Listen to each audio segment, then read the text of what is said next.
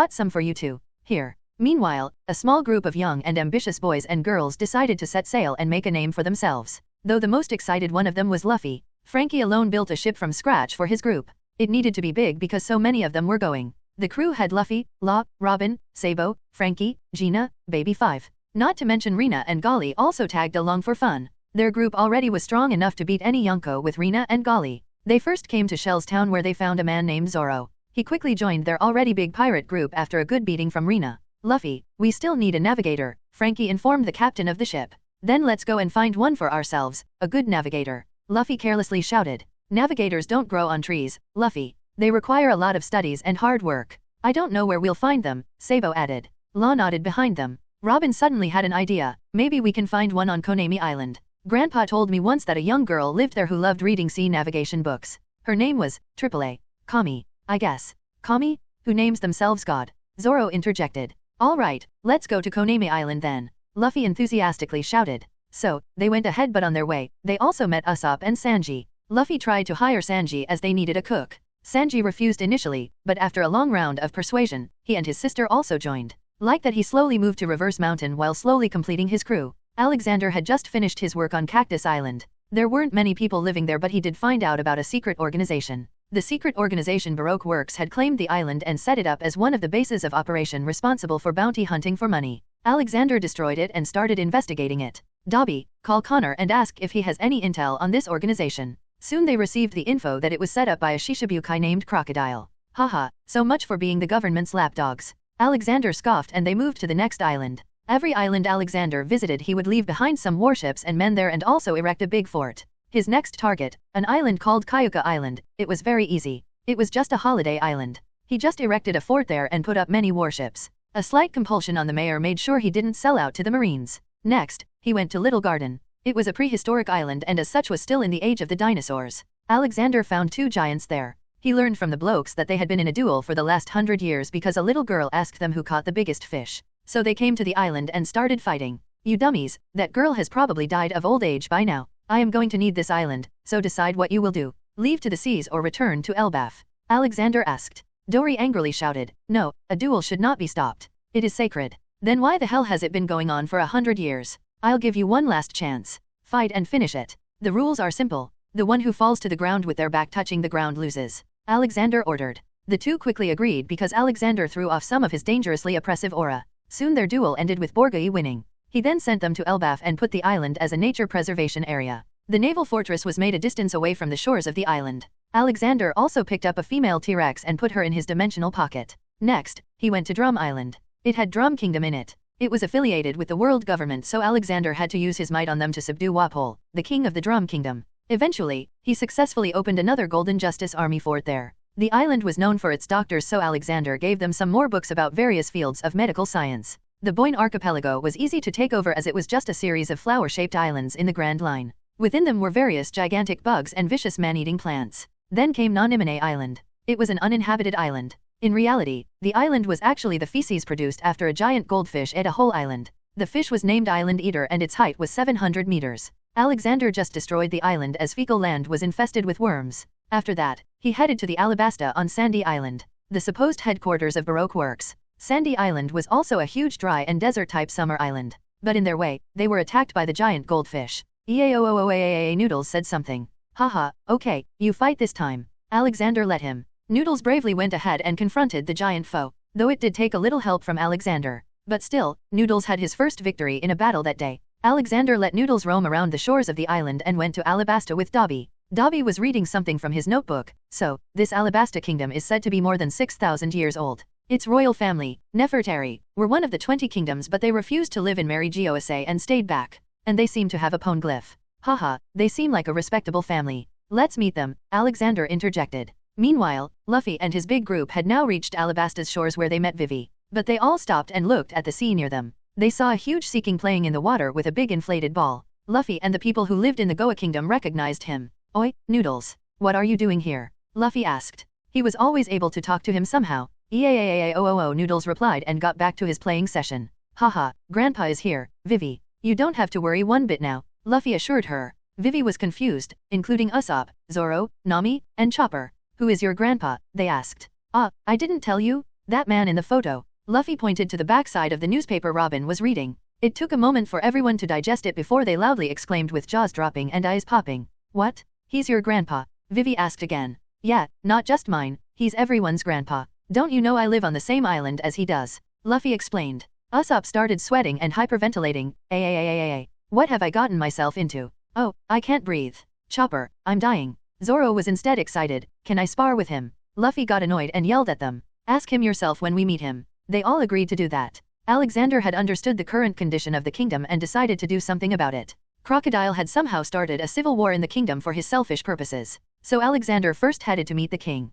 Crocodile had won the hearts of the people through the use of public appearances as one of the Shishibukai, becoming a hero to the people by rounding up other pirates. This made it so that no one suspected that he was the mastermind behind everything. Baroque Works secretly used dance powder to cause the capital city to have abnormally high amounts of rain. The people did not suspect a thing until it was noticed that other cities were getting below normal rainfall. Then Baroque Works agents officially brought dance powder into the country, and when questioned, they said it was a delivery for the king. Dance powder was a green powder that was used to make artificial rain. It was a powder that brings both happiness and misery at the same time, because despite the rain it creates, however, the powder, unfortunately, causes long periods of drought in other countries. The process in which the artificial rain is created nurtures clouds that aren't ready to rain yet. When this happens, all of the water contained within these clouds would all be used up. Because of this, other countries and locations, who would naturally benefit from rainfall when these clouds would naturally mature, would be greatly deprived. Baroque Works assigned several of its members to join the royal guard to aid in smuggling dance powder into the palace. When the powder was found, this pushed the people into thinking their king was behind the lack of rain. By this time, the younger citizens of Yuba was a small oasis town in Alabasta, were beginning to form ideas of rebellion. Alexander and Dobby stood on the stairs of the huge palace. I feel like I am in some Aladdin movie. Dobby nodded. Yeah, and historically this palace is older than 4,000 years. It's a wonder that it's even standing. Let's be civil and officially meet him. Alexander went to a guard. Kid, go in and tell whoever is in charge of visitors that Alexander has come to meet the king. He told some guard. The guard stiffened seeing him and quickly ran away. Ha ha ha, you have not done anything to harm people yet and still they fear you like the plague, Dobby commented. Ha, they don't fear me but my background. Anyone would get nervous talking to the most wanted man in the world. Alexander answered. Ah, from this I remembered. The newspaper did polls yesterday. Hehe, you are again the most desirable grandpa in the world. Dobby said to annoy him. Damn it, not again. Alexander scratched his beard.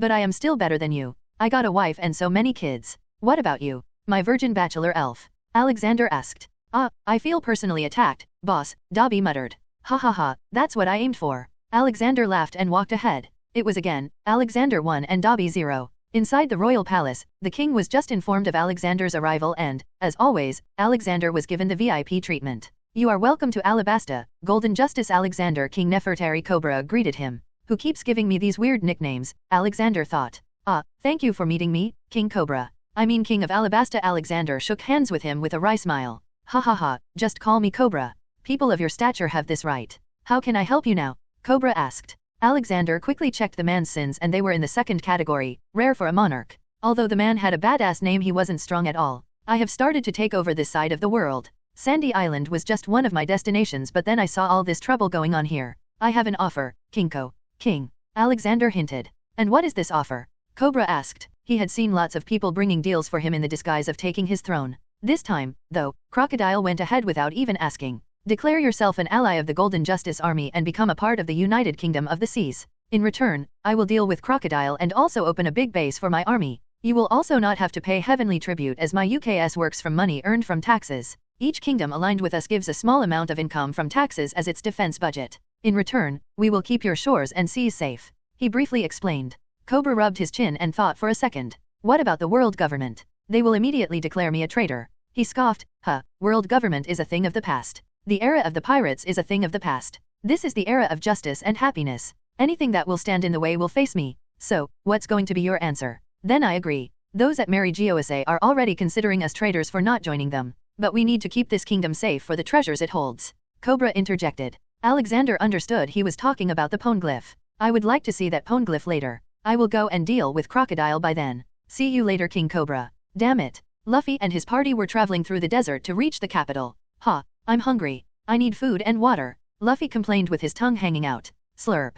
Everyone heard that and looked back. Rina had a big bowl of ramen and Golly was drinking some cold drinks. Both were sitting on a hovering carpet. They all just dumbfoundedly looked at them for a while. Usopp was the first to shout. What the hell guys, where did you get that food? Both Golly and Rina looked at them with their mouths full. Ah, you also want some? Luffy jumped first and took water from Golly and drank it like no tomorrow. Bam. Nami hit him on the head. Luffy, you drank all of it. What will we drink now? Golly then put her arm in her bottomless pouch and took out dozens of more bottles. Don't fight. I got enough for all of us. Soon they all drank and ate. Rina made all of them sit on the flying carpet and they flew to the capital, while all of them felt confused as to why they didn't do this from the beginning. Alexander came to the underground headquarters of Baroque Works and simply beat everyone.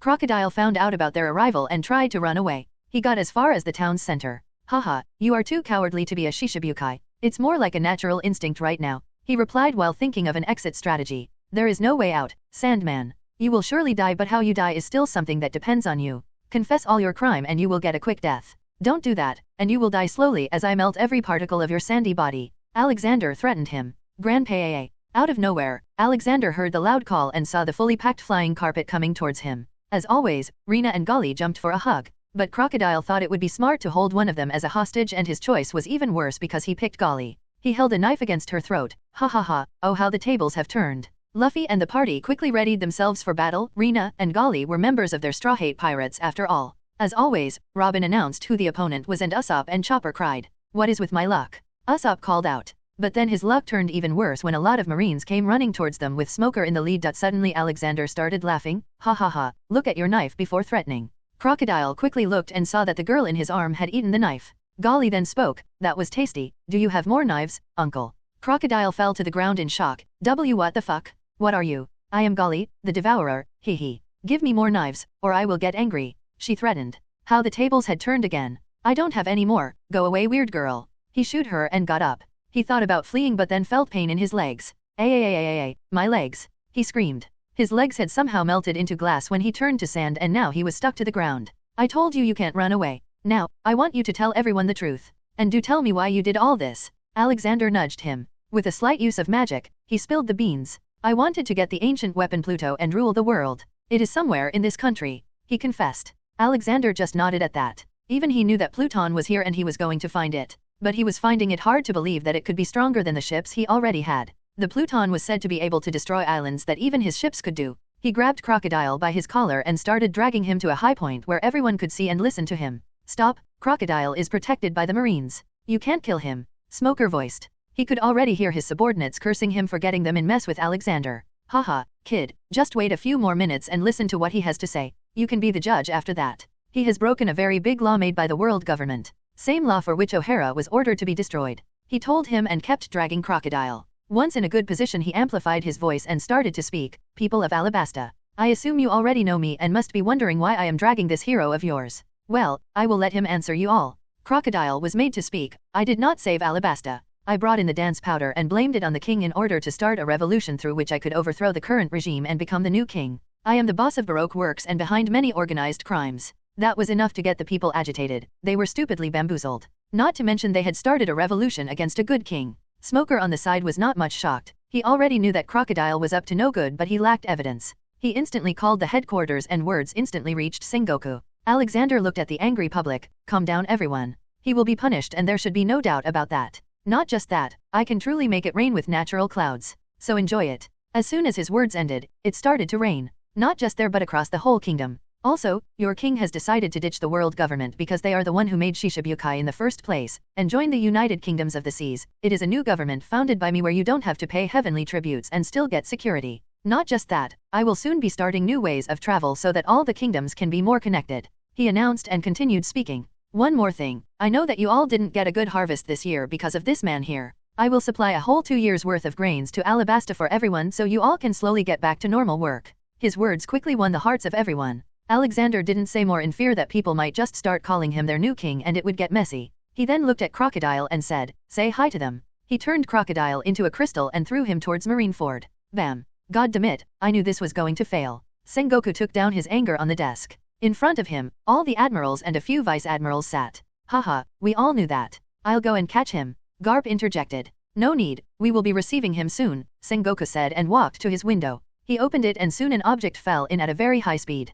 Kuzan used his eyes to stop it or else it would have collided with his face. Ha ha ha, modern problems require a modern solution, Garp commented and laughed. Stop giggling like a little girl and check if there's any letter on him, Sengoku ordered. Garp walked to the body and picked up the envelope. He opened it and saw a letter and a photo. The letter said, "What up boys?" and the picture was a group selfie with Alexander, Dobby, Luffy, and his whole group, King Cobra, Smoker, and Kneeling Crocodile. Garp couldn't hold his laughter and started laughing loudly. Ha ha ha, look Sengoku. Sengoku just sighed looking at it and gave it back. This will surely be the headline in tomorrow's newspaper. The reputation of Shibukai has already gone to the dump now. This experiment of the world government will cost us a lot. What about Universe's constant expansionism? His forces have taken full control of the East and South Blue. He is slowly taking over Paradise now. Sooner rather than later, he will come here too. Sakazuki voiced up with his always angry face. At least he's doing something. Unlike us, lazing around and just waiting for orders to escort someone somewhere. Kuzan retorted. Sakazuki gritted his teeth as he couldn't argue with that.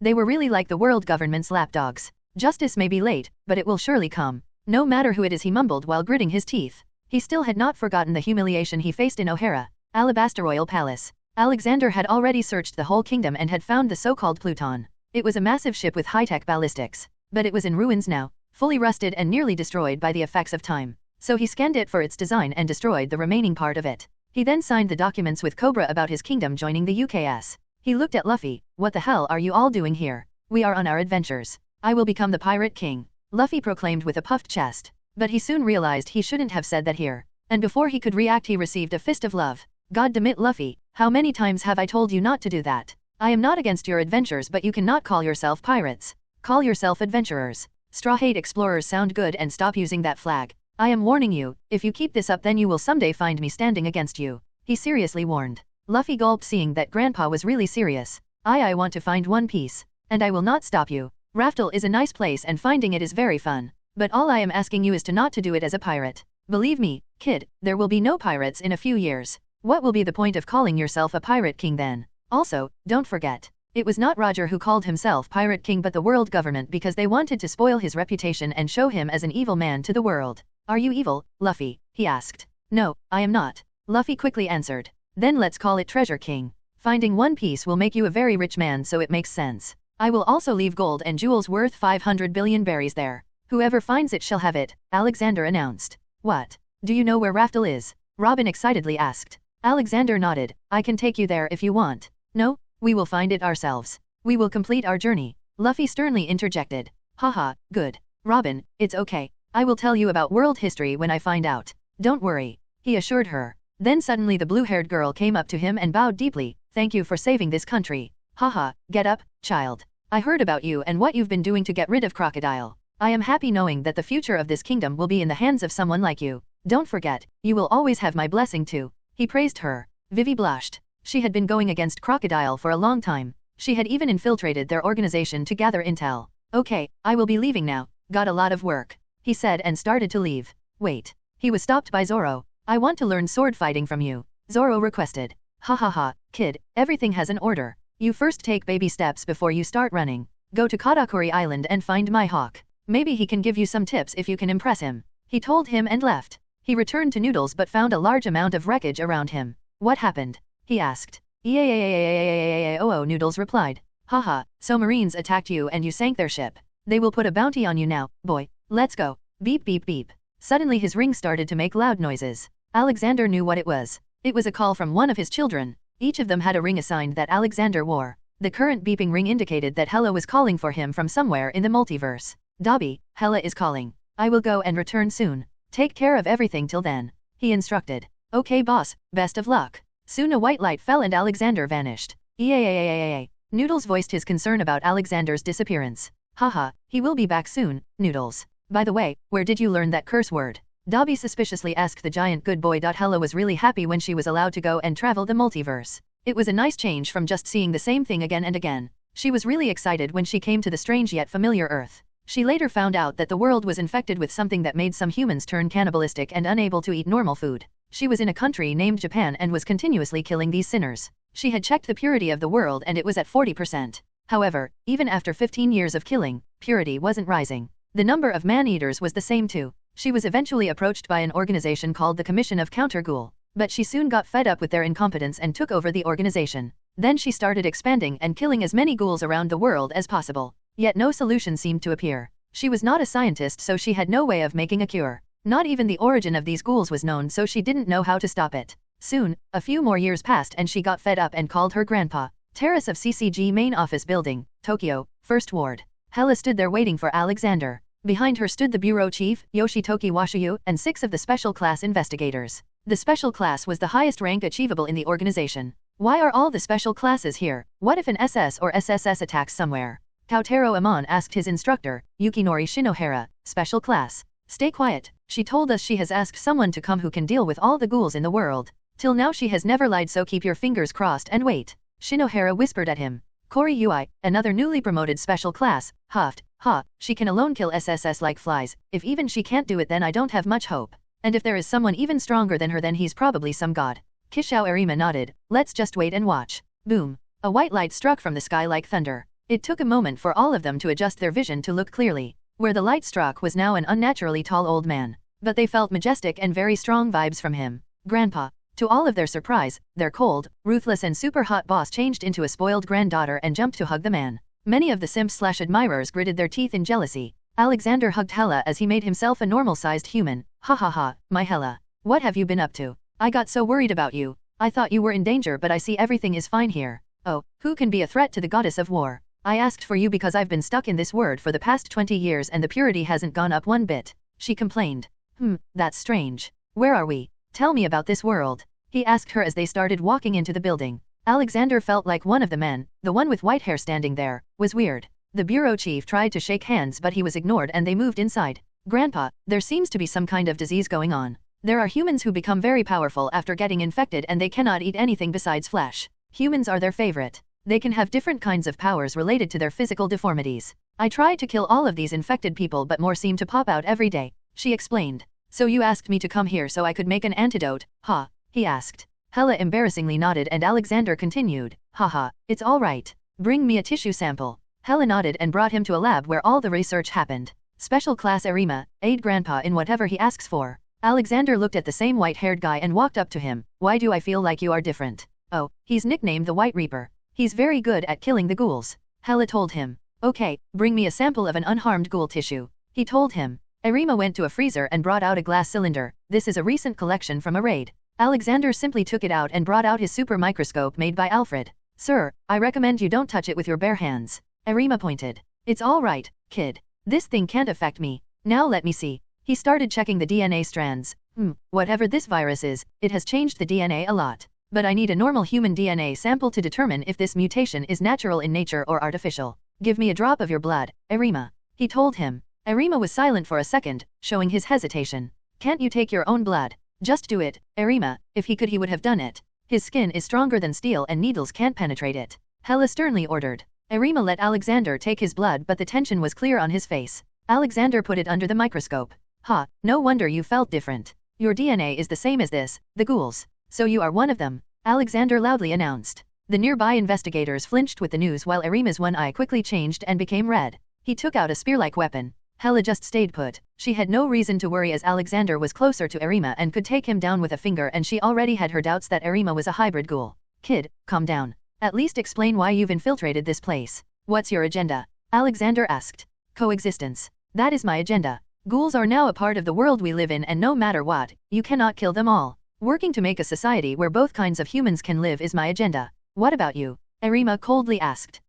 Well, for now, it is to make an antidote for this ghoul virus. Damn it, you there, give me your blood. Alexander pointed to a young man. Yes sir, I am Kautaro Amon, first class. Amon ran up to him and quickly gave him his blood. Arima confusedly stood there, thinking what he was supposed to do because people were ignoring him right now as if he didn't exist. Alexander finally matched the DNA and made his conclusion. Well, the good thing. It is reversible. The bad thing is, it is man-made, which means someone either mistakenly spread it or with some agenda. The news shocked everyone, even Arima was shocked. The origin of ghouls was shrouded in mystery and no one knew when the first case came. But why would someone do it? This will do nothing but destroy human civilization, he asked without even realizing it. And that is probably just what they want. What if it was some alien civilization that threw this virus on our planet? Rather than directly attacking they now just have to wait until all the people turn into ghouls and all ghouls eat or kill each other. Alexander hypothesized. Well, I'm going to need a few things. Here's a list. I also need a bit more of the blood of the strongest ghoul you know. If you don't have it then just tell me where to find it. I'll catch it, he asked. It is the one-eyed owl, Amon answered. Okay, I'll catch this owl. He got up to leave. No, the one-eyed king is the strongest, and I am the one-eyed king, Arima revealed, giving everyone another jaw-dropping moment. Alexander yawned. What a night of revelations. Just come here and give me some blood then. Hela, I want you to round up all the organizations in the world that are experimenting with ghouls. You won't be able to find them later when everyone is healed. Soon, Alexander made the antidote in record time and gave it to Arima to test it out. Drink it. If it works on you then it can work on anyone. Arima didn't have a choice so he went with it. They waited for 15 minutes for the changes to appear. One of the obvious ones was that his hair were turning from white to dark blue. Someone bring some good vegetarian food. Let's test if we were successful or not, Alexander ordered. Arima quickly ate some rice and curry in the hope that it would work. Everyone waited to hear his experience when suddenly they saw slight tears welling up in his eyes. Haha, I think we were successful, boys. Start mass-producing it, Alexander announced. Arima looked up at Alexander. Who are you? He asked because, in so many years of existence of ghouls, no one was able to make such an antidote but this man did it in a few hours. Haha, you don't need to know that, kid. Just take ease in knowing that there is no need for ghouls and human coexistence. Now you just need to live peacefully as a single race, which I believe is going to be harder. He replied and went to Hela. So, I am done here, child. Do you want me to round up all the ghouls in the world too? He asked. No, Grandpa. I will do that myself. Now I can finally complete my task, Hela answered cheerfully. Well, if that's all, I'll go back. Dobby is waiting for me on the other side. Call me again if you find any problems. He gave her a hug and moved back. Again a white light came and took him away. Hela looked back at everyone with the cold and emotionless face. Come on, work fast.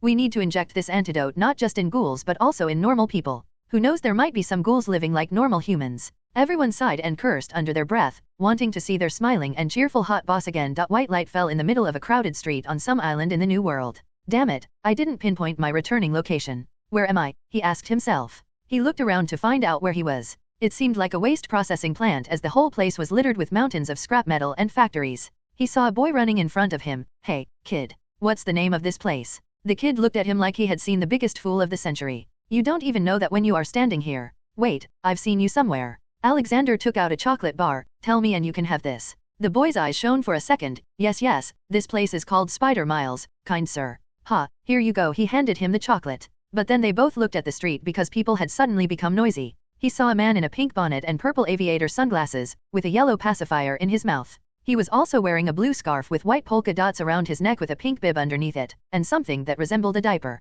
What is his problem? Alexander asked. The kid answered, he's the city clown, Senior Pink. His wife got into an accident and got paralyzed. He's become like this since then. I heard he also had a son but something happened. He works for the local gang. Alexander silently followed the man to see what he was up to. He followed him into a hospital and then to a room. There was a woman sitting on the bed like a lifeless doll. This should be his wife, he thought. He heard the man speaking something, Russian. I have come again, like every day. Please smile for me. The woman did smile and it shocked Alexander. He didn't know the whole story of what happened between them. Neither was he interested. There were too many bad things in the world and he couldn't know them all. But being kind towards others didn't require you to know anything. You just do it. Alexander cast magic from the door and checked her body. Her spine was damaged, which wrongly pressed her nerves. In short, it was not brain or nerve damage. So he cast healing magic on her body. It would have caused her a lot of pain normally, so he first made her fall unconscious, much to the shock of the strangely dressed man. Then Alexander left the hospital and went to the criminal gang that ran the place. The island city didn't have a king or royal family. It just had an elected mayor. So a slight use of magic made sure the man cooperated. He took out the Den Mushi and called one of the nearby commanders of his army. Ah, Daffy-chan. I just took over Spider Miles. Come and set up a branch here. I've already built a fort. He spoke. On the other side, Doflamingo sneered. Come on, Grandpa. I told you not to add Chan with my name. It spoils my style. Haha, you will always be little Daffy-chan for me who wore weird glasses. Is Rossi-chan with you too? He asked. Nah, he went to another island we just took over. It's called Notice. It's a small island town, very wealthy but also a target of pirates. Doflamingo explained. Okay, you can come here then. I will be going back to paradise. He instructed him and hung up. He then called Dobby, but when Dobby picked up he heard weird laughing noises from the other side. Hey, Dobby, where are you? Ah, you're back, boss? It's just been a few hours, Dobby said. Yes, Hela only needed help in making medicine. Now, where are you? I'll come to you. He inquired. I am on an island called Momwaro Island. It's not far from Alabasta. Dobby answered. Okay, I'll be there soon. He hung up and flew away. Inside the hospital that Alexander just left, Senior Pink shouted for a doctor to come as soon as he saw Russian fall unconscious. The doctor did the checkup. It seems she is tired. Come tomorrow maybe. Senior Pink eased down a bit after hearing that but was also saddened, knowing that this meant her health was deteriorating, and unknowingly a small tear slid down his face. All this was because of his own mistake. He had originally told Russian that he worked in a bank. But when he went out on a raid, his newborn child got a fever and passed away. She tried to contact him by calling the bank but found out that he didn't work there. It broke her heart and she left him during the storm and got caught in a landslide in her path. He was sorry for lying to her but he didn't have any option. Even less now as he needed to pay the hospital. He dejectedly started to leave the room. Pink. He suddenly heard a voice he thought he would never get to hear for the rest of his life. He looked back and saw Russian getting up. He ran up to her with his eyes instantly tearing up. Meanwhile, the doctor was going crazy thinking, how did this happen? Russian, are you? He stuttered and touched her face. Russian also teared up. Yes, I can move again. Thank you, she finally cried. For the past few years, she saw Senior Pink come to see her every day and tried to make her smile. She wanted to say I forgive you but no words could come out of her mouth, nor could she cry. So with all her strength in her body, she was only able to smile for him every day. I forgive you, Pink. I forgive you, she repeatedly said. Pink quickly hugged her tightly. I am sorry, Russian. I am bad, very bad. Let's start it again. I will really become a bank employee now. I swear I will never make you cry again. Knock knock. A knock came from the door. Both of them looked at who it was. It was a small kid. The kid entered with an envelope in his hand. Here, that old man told me to give this to you. Pink opened it and read it loudly. Usually I kill criminals like you, but I felt moved by your love for your wife. I know how it feels to be helpless and hopeless, seeing your loved one in front of you on a sickbed and not being able to do anything to save them. So, I am giving you a chance. Don't let this go to waste.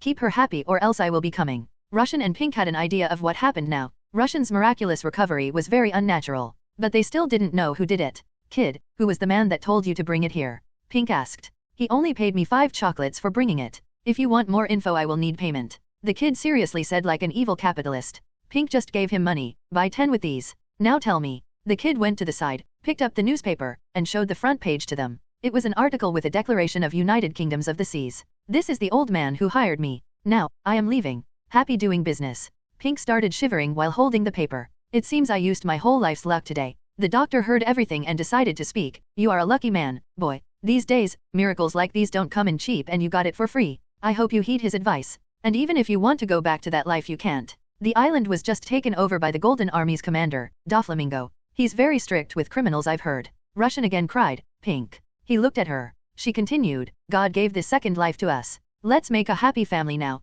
I will work too so you don't have to worry about finding a job. He again hugged her. No, dear. I will work hard, you won't have to push yourself. He calmed her down and looked at the shining sun outside the window. Thank you for giving me my life's light back, old man. I will never forget this day. Alexander appeared where the Momwaro Island was. It was weird looking. There seemed to be a butt-shaped mountain at the center. Maybe it was a heart but Alexander couldn't tell. Everything on the island was pink, plants and animals included. It was home to the Kamabaka kingdom. The island and its inhabitants were just as well known as the legendary island of Amazon Lily. However, this island was the exact opposite of Amazon Lily. While Amazon Lily was comprised only of women who behave somewhat similar to men, Momwaro was filled only with men who behave similarly to women. Hence it was a gay cross-dressing island. Even the animals were like that there. As soon as he touched down on the ground, he heard loud footsteps coming towards him. He looked at the distance and didn't like the scene. A lot of men, dressed as women, were coming running towards him. Pardon my language but what the fuck? He waited for the crowd to come closer to him but soon he realized that the horde of cross-dressers had no plans of stopping.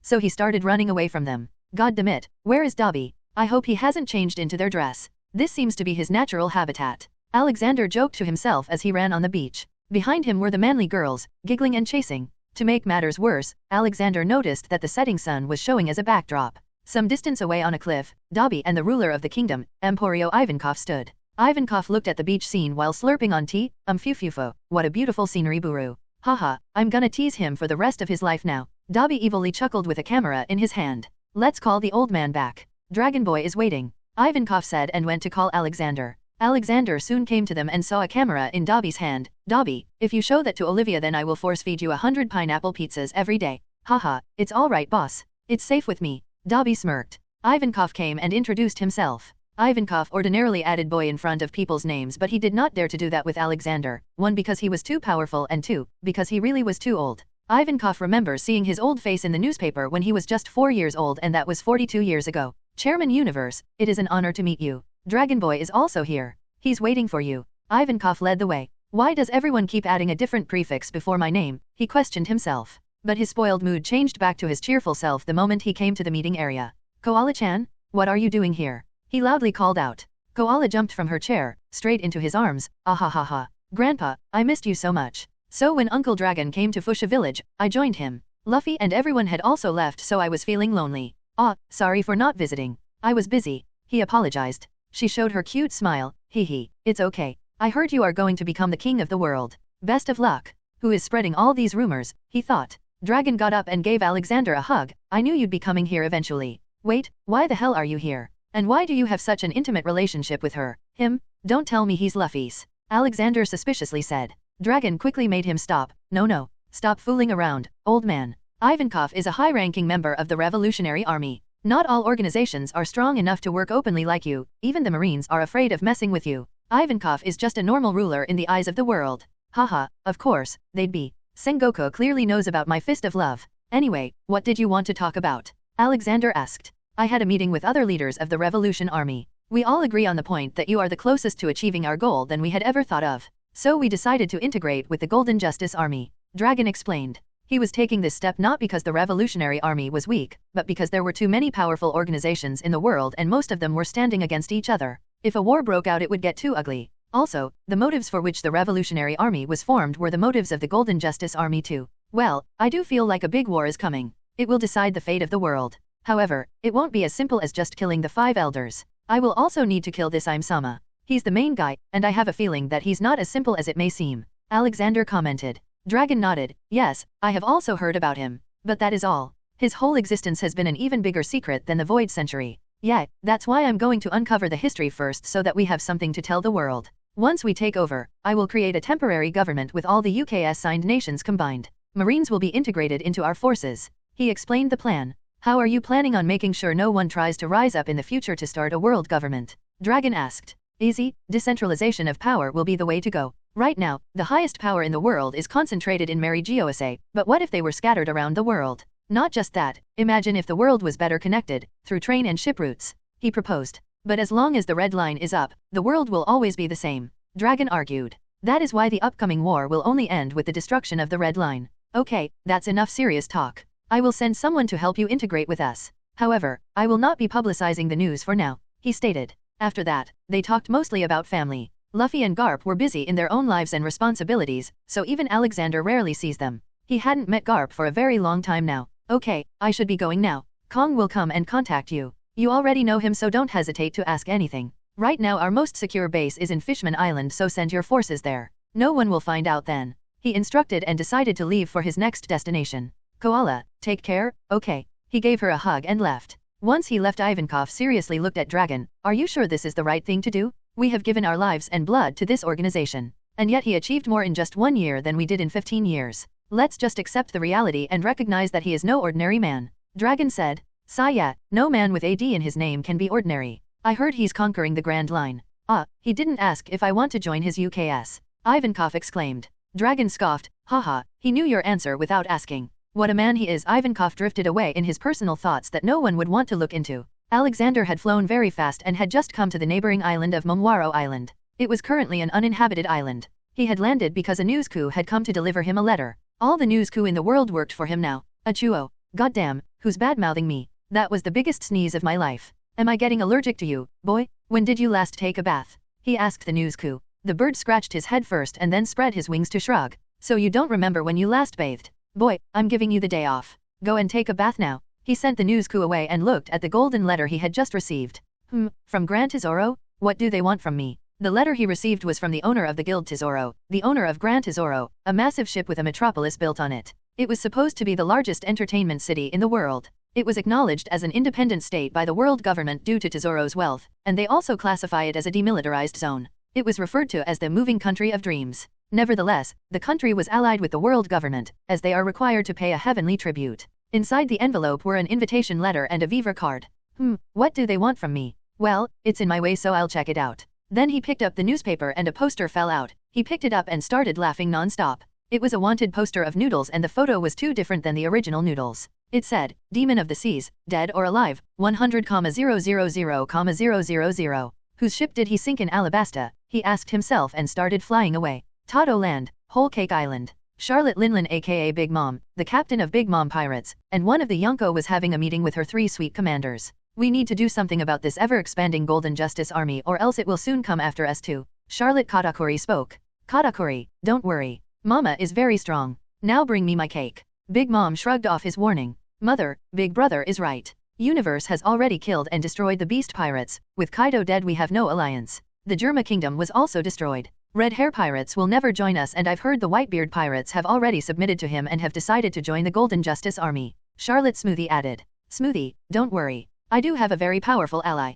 He will soon be coming here, and if he really has eaten the devil fruit he says, then he has the power to someday become even stronger than Kaido. Big Mom replied while eating one of the cake homies. Who is it, Mother? Charlotte Cracker asked. Hehe, don't be impatient, child. You will know soon. Alexander appeared over the huge nonsensical ship. A large portion of the Grand Tesoro was composed of gold, and its bow resembled a cruise ship, only much more massive in scale. The entire ship was 10 kilometers long and a city was built inside it, with no roof covering it. He went directly in through the huge door for small ships to enter. Surprisingly, Guild Tesoro was waiting for him there. It wasn't hard to guess how he knew of his arrival. The Viva card works both ways. The moment he landed, many fireworks lit up and people started shooting confetti. Dancers and musicians came and started performing. What the hell is this? Soon Guild Tesoro appeared in front of him with a bouquet and handed it to him. Welcome to my humble establishment, President Universe. I am honored to be in your presence.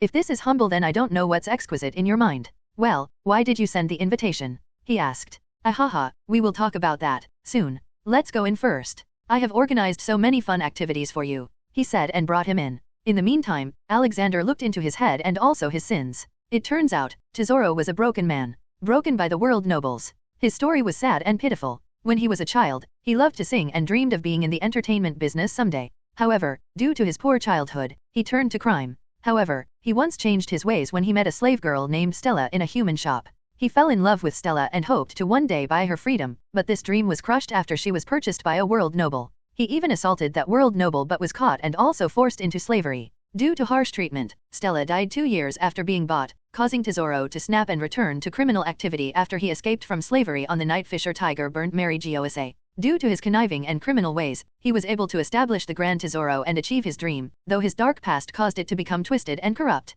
After Stella's death and his own failure to buy her, Tesoro became obsessed with money and made it his dream to amass wealth so great that he could become the most powerful person in the world. His personal philosophy was that people can only succeed with money. He was also fond of saying I decide who laughs, something the world noble who bought Stella once said to him. Due to once being a slave to the world nobles, Tesoro hates wealthy people and aristocrats. Ironically and hypocritically, he was a wealthy person himself who reveled in his own status while looking down on the less fortunate. The man was walking and talking embodiment of hypocrisy, though Alexander couldn't complain as during his time as a slave, Tesoro was constantly mocked and abused by his master, who even forbade him from smiling. Truly, monsters aren't born, they are made. But now, his wealth accounted for 20% of all the money circulated in the world and made him a very influential person even within the new world. His Tesoro money was as high a fortune as 500 billion berries, enough money to buy a small country. His power was said to be equal to that of the world nobles in terms of wealth.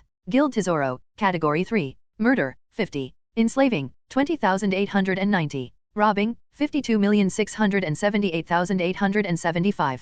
Sin percentage, 60%. Sigh, I think I will try to see if I can give him a chance. But all the slaves must be released. He came to the car racing site with Tesoro. Wait, if you people have engine technology then why do you still use sails on ships? Haha, because we lack fuel for bigger engines. Oil here on this ship is a very luxurious item. Look, you won the bet. He clapped and dragged him to another venue where a dance performance was going on. Alexander could already see that most of the workers on the ship were forced slaves who were put into debt by schemes of Tesoro. Why don't we play a game of cards, Tesoro? Alexander asked. Tesoro happily agreed to the given opportunity. Of course, let's go to a table. When they were walking, Alexander suddenly stopped because he saw Blue Fang, Douglas, and Brian playing on a table too. He went to them and asked, "Ahem, what are you three doing here?" He spooked them and they nearly jumped out of their seats. Brian was the first one who looked at him. "Ah, it's you, old man. I thought someone attacked us. We just decided to relax a bit after working continuously." Blue Fang added. "Ah, it's all right then. Be sure to not lose all your money here," he said and got closer to them.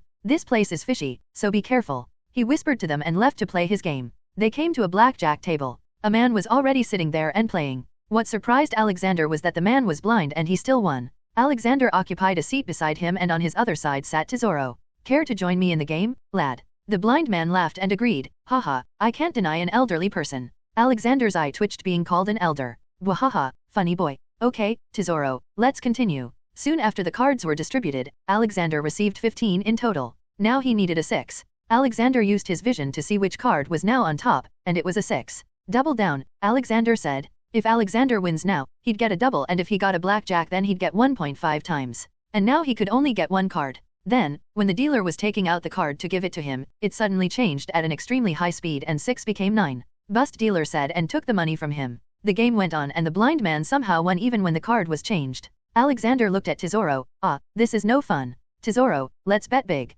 The winner takes everything." Tesoro beamed with excitement. "Haha, I like you, President Universe. How much do you want to bet?" Alexander thought for a second. How about 500 billion berries?" It was like the time just stopped and all the noise vanished. Tesoro had his mouth wide open. 500 billion was his total wealth after all. And if he won then he would become the richest in the world, maybe even more than all those world nobles. He greedily smiled, trying to show his false confidence. "Haha, I accept." All the people stopped playing on their tables and came to see them play. 500 billion was a crazy amount no matter who you were. However, there was still an exception. Brian, Blue Fang, and Douglas were still playing on their table. They knew that no matter what, the old man would be the winner. Meanwhile, Guild Tesoro gestured to everyone he had to with his eyes. Alexander looked at the blind man sitting beside him. "Are you playing too?" The man laughed. "Haha, even if I want to, I can't. I don't have that kind of money." The people in the audience nodded. No one normally had that kind of money. "Haha, then sit back and watch me win," Alexander confidently said. Then suddenly he felt a hand on his shoulder.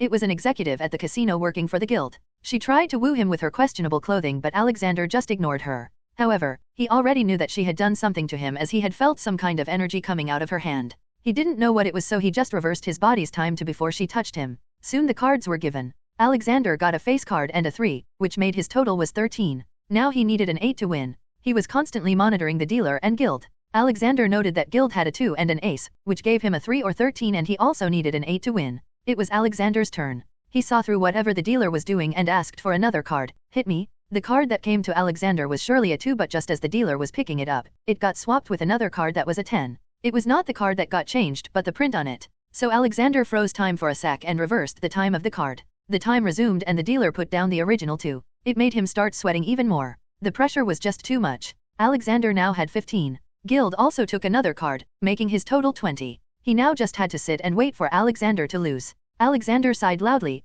This is boring. Guild, I'm wondering if I can double down. I know it's not allowed at this stage, but it's your casino, so your rules. The heartbeats of many people nearly stopped at that moment. Guild's eyes clearly showed his greed. Without even thinking, he allowed it. Now he just needed to make sure that one final card was the right one for him and he would win 1,000,000,000 berries. Haha, okay then. Double down. Alexander said laughingly. He suddenly noticed the blind man sitting beside him smile, as if he knew what was going to happen. The dealer gave Alexander a card. It needed to be 6 for Alexander to win. But the dealer was too nervous. He made a mistake and the card slipped down. Man, you ruined the fun. Now reshuffle it and give me another card. Alexander nearly shouted, making the man more nervous. Guild sitting beside him was so nervous that he even forgot to get angry. The dealer quickly let the machine shuffle them and then took out a card. It was a 6 this time, and Alexander had really done nothing. He had seen all this happening with his observation haki. This time also, the 6 turned into a 9, but then it again changed back to 6 as the dealer put the card down. For a whole minute, people didn't move. It was as if everyone forgot to breathe. Then someone shouted, he won. The dealer finished his hand, which didn't matter anymore. Haha, that's blackjack. I won, which means I take 1.5 times. So, how are you going to give me 1.5 trillion berries, Guild boy? Alexander asked. Nerves popped on Guild's head. He angrily stood up. How could you win? Why, you had no luck. I made sure. People around him started to talk that he had fixed the game. Then the realization hit him soon that this time he cannot use his underhanded means and get away. Dobby and Alexander came closer to Guild. So, you had somehow made my luck go away? Let me guess, it is this girl. He pointed at the girl who had come to him before the start of the match. Whether you like it or not, I own this whole ship now, and the first command of mine is that all slaves must be freed. Their debt is forgiven and they can peacefully leave to their homes, he announced. Many people acting as waiters and cleaners started shouting in happiness. Why did you even invite me here? Alexander finally asked him. I wanted to ally with you and destroy the world government. That was the purpose of my life for the past many years, but I saw no hope in really achieving this dream, so I started gaining as much wealth as possible. In this world, only the rich and powerful could ever dream. Poor ones just end up becoming a tool for fulfilling the dreams of those rich and powerful. But even after reaching this level, I cannot do anything to them, but you brought hope. Now, even the poor can dream because they know that even if they don't succeed, no one will exploit them, so I sought you, to fulfill my dream, Guild explained with a defeated face. I know your past, I know what they did to you, but I also know what you did to others. You became what you hated the most and made more people have the same past as you. You used your money to put others in misery. Yet you dare talk about revenge? Boy, if that is the case, then all these people you enslaved should be allowed to kill you for revenge. Alexander reprimanded him. Dobby, strip the ship down and turn it into a moving Golden Justice Army Command headquarters. It's already gold enough. Guild, I am giving you a chance. You were able to get this rich in such a short time, so this means you obviously have some brain. Use it in a better place. Sign this and become an auditor of my army. Don't sign and I will leave you in their care. He offered him. It was a magical contract. If he breaks it, then he will surrender himself forcefully and Alexander will be notified. Guild read it and gulped. I will sign it and do whatever you say, but I want a promise from you. What? Alexander asked. When you take over, I want to kill that celestial dragon who killed my Stella with my hands. Please.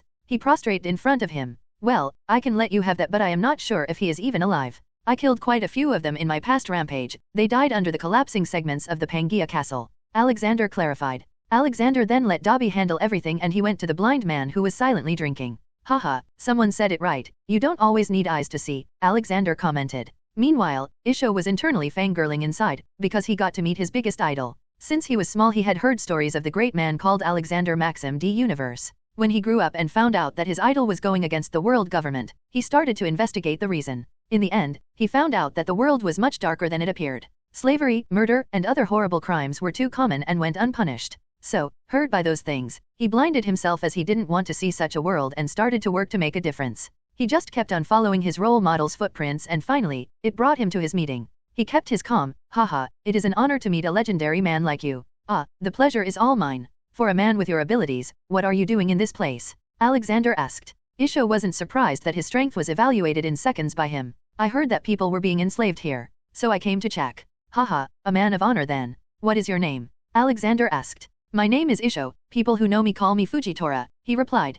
Fujitora, would you like to become a commander in my Golden Justice Army? The post of commander is just like an admiral in Marines. It's just that I had too many strong people so I had to normalize the ranks. Alexander proposed. Isho didn't make him wait long, I accept. Soon, the whole Grand Tesoro was changed into the moving HQ, newly named Justice Fort. From the outside, it looked the same but from inside, all its luxurious and entertainment items were removed, except for a few places like gardens and some shops. The city was big enough to hold nearly 1 million people. He decided that the families of the men working there would live in it. But because of its big size, it was also a big target. So Alexander upgraded its navigation and propulsion systems and then set up nearly 10,000 modern machine guns and cannons. An airfield was also made to be used later when he would introduce the planes to the world. He then called Dragon who was sitting on Fishmen Island. Boy, I took over Gran Tesoro and made it a moving headquarter. Come here and take over its command. You and Kong will stay here and when you are not, someone else of the same power level as you will. At all times there will never be less than 2 commanders/admiral level people here.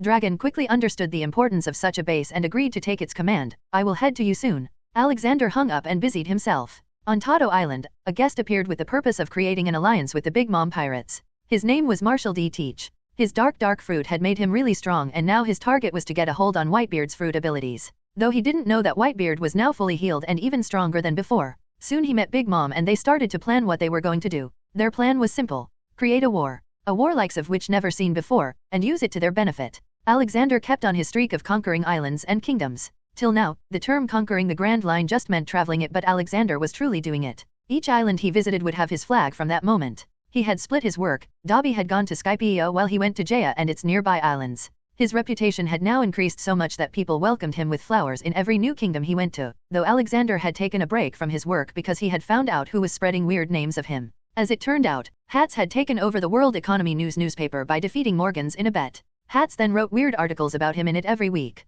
Alexander appeared where the cat was lazing around and knocked him on the head. But his fur was too thick and it didn't hurt him much. Oh, boss. Look, I wrote another article about you. Titled The God of the Seas Look, the Hats boasted. Sigh. What the hell, Hats, I told you to gather intel, not mess around like this. He reprimanded him. Who said I am messing around? I gain a lot of intel, though it's not usually big enough to tell you. Hats revealed. Intel like what? He asked. That someone has been kidnapping children and taking them to Punk Hazard. Hats reported and received a hard knock this time. That was exactly what you were supposed to tell me. Damn it, I'll go and check it. Do your duty correctly, Hats. He warned him and operat away. This gentle cat here is doing his best, you should appreciate that I'm even helping. Hats huffed and went back to his afternoon beauty nap.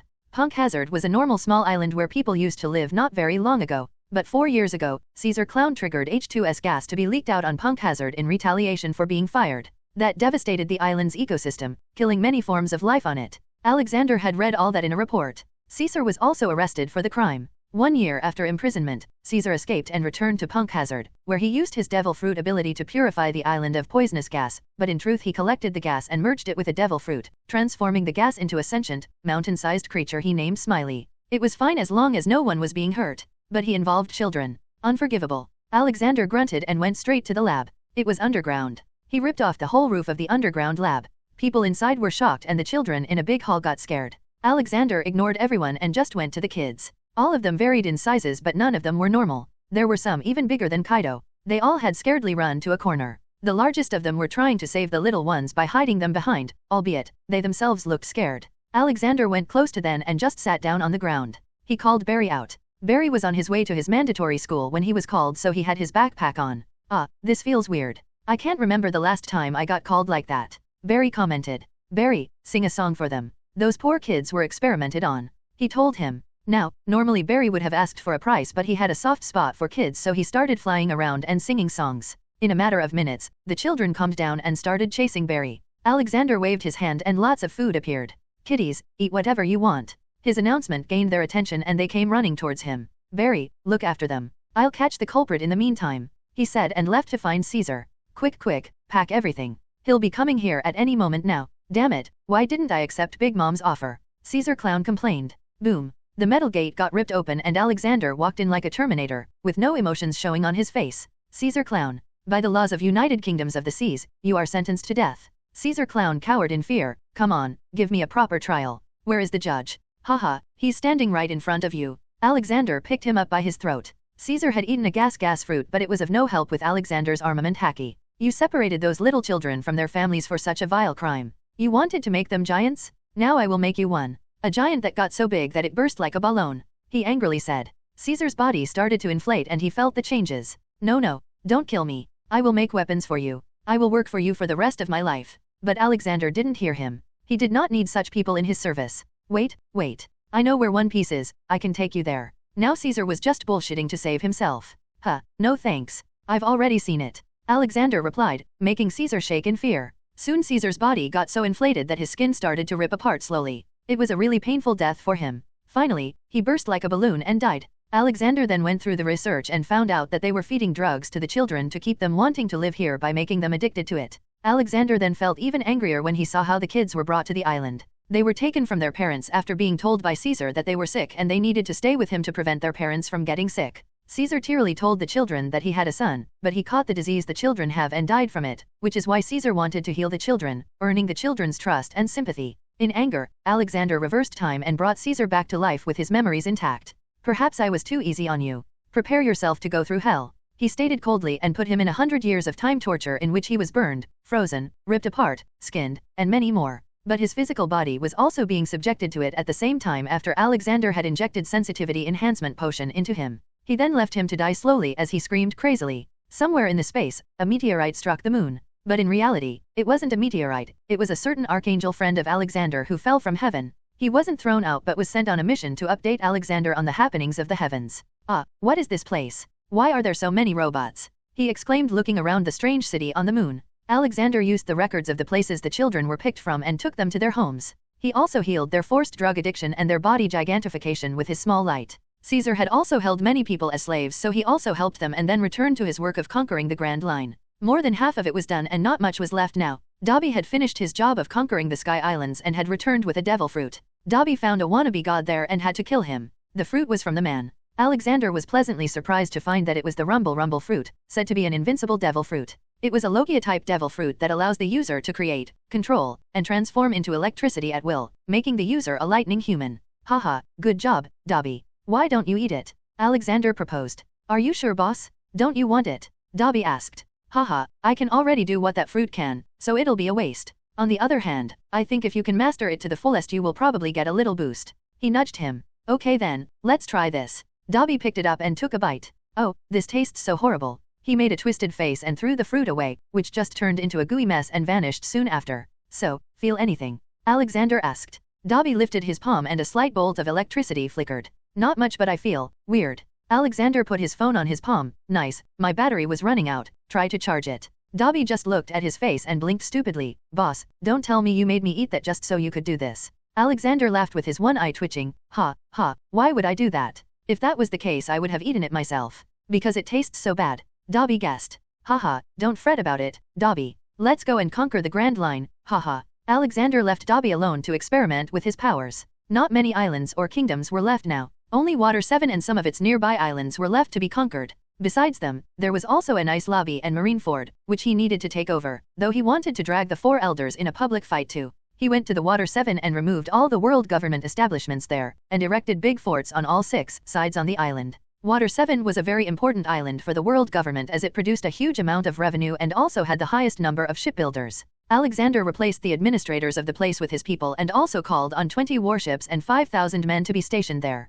Water 7's neighboring islands were also taken over by him. If the world government was ignoring him till now, they couldn't any longer. 90% of Paradise, 100% of the East and South Blue were now under Alexander's control. This year they will not get a heavenly tribute from a full one half of the world. Not to mention, Alexander had control over many kingdoms in the other half of the world too. From Water 7 they went to Guanhao, an island in Paradise where the world government organized a training camp for future Cypher Pole agents. Alexander did a full strip down of the camp and made it a normal land for normal people. Many sinners of the world government were also killed in that. Then there was Kenzan Island, just tribal people lived there so he didn't disturb them and simply protected the island with a few warships permanently stationed there. After that, Namakura Island was a place he spent some time at because the place was too poor and the living conditions were hellish. The kingdom itself was called the Land of Poverty. So he helped the people and erected another fort there. The Golden Justice Army would help the people's upliftment later. There was also Karaigana Island, but it was already under his territory as it was the place Mihawk resided and had his castle. Okay Dabi, let's go to Rusukana and give Gary his new mate I promised and then go to Sabayati Archipelago.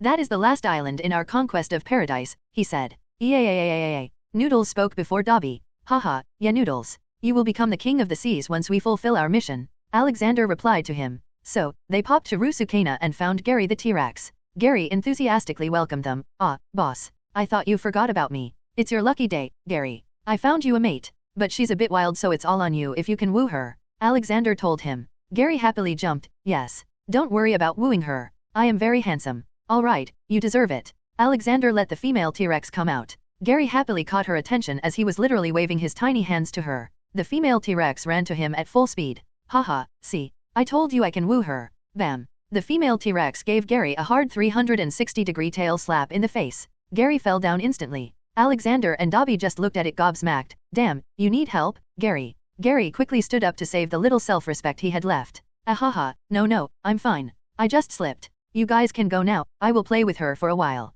They pitted him and flew away. But even as they left they heard loud thuds of beatings and screams. But some of them were confusing. Oh lord, I love this. They ignored and continued on their way. When they reached the sea, Noodles asked them what was that sound. Ah, Noodles my boy, you are still too pure to understand that. Here, play with your favorite inflatable ball. From there they went to Sabayati Archipelago. He started by hunting down all the really bad guys in the lawless area of it. Once that was done he changed the area into a housing district for normal people. Haha, nice, we don't need any lawless areas. This place already has amazing amusement parks for making money. After that, they went into a bar to eat lunch. How are we going to take over the Marineford, boss? Dabi asked. I haven't thought about that yet. Though I would like to open that secret chamber in Raftel before I do anything. I have a feeling that the big man might show himself sooner than we thought. Alexander stated and they entered. Cool, the place is empty, Dabi exclaimed as they took a seat near the counter. Soon a woman came to take their order, but she stopped moving when she saw their faces. It was like an error had occurred in her head. But she seemed strong in the head and came out of it. Ah, sorry. We never receive famous guests like you. Welcome to Shuki's Ripoff Bar, I am Shakiyaku. What can I get for you too? She asked. Alexander chuckled. Haha, a funny name for a bar. Well, I want a number 9 set. Then Dabi ordered, I'll have 2 number 9s, a number 9 large, a number 6 with extra dip, a number 7, 2 number 45s, 1 with cheese, and a large soda. Alexander and Shakiyaku looked at him like he was an animal in the zoo. Dabi noticed their gazes. I feel a lot more hungry since I ate that devil fruit. It seems your body needs the energy to produce that electricity now. You also tested it a lot before coming here so you must be running low. Alexander theorized.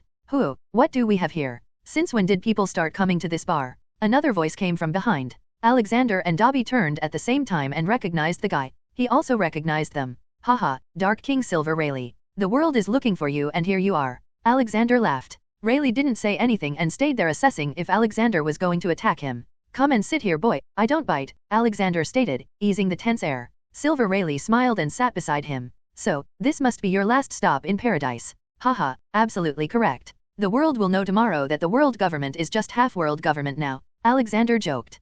Roger would have loved to see this day. A smack on the world government's face is always enjoyable, Rayleigh commented. So, what's the first mate of Roger Pirates doing here? Alexander inquired. Nothing, just living my retirement peacefully. Coding ships is a pretty satisfying job, he replied and drank from his glass. And what would it take to bring you out of this retirement? Dabi asked. Never thought of this, maybe if Roger was to miraculously come back to life. Rayleigh looked like he was taking a trip down the memory lane. Haha, he's in for a big surprise then. Ring ring. Alexander's phone rang, which was rare these days. It was from Roger. Old man, I think I found the ancient weapon, Uranus. Though I am not sure but whatever it is it's pretty huge and strange. Come fast. Roger sounded excited on the other side. Alexander quickly got up. Dabi, let's go. Important stuff. Okay, Rayleigh and Shakiyaku. See you later maybe. They both went out and through the anywhere door, they reached Roger. Alexander looked around and saw that they were on an uncharted sky island. Roger had probably come to the sky island on the flying carpet he had given him. Alex, follow me. Ragnarok was also there. What are you doing here? Alexander asked. I was getting bored so I decided to help him a bit, Ragnarok answered. Alexander just remembered that Roger and Ragnarok had struck up a very good friendship. So, what did you find? He asked. In front of them was a huge temple-like building. Come in and see it for yourself. They followed Ragnarok in and came to an open area. In its center was a humongous ship, bigger than any ship he had seen on the planet till now. Even his warships looked like ants in front of it. Boom. Roger jumped down from the deck of the ship with a loud thud. Ha ha ha, have you ever seen this, ancient old man? This looks like it's from your time. Alexander rolled his eyes at the lame joke. My Ironheim is bigger than solar systems.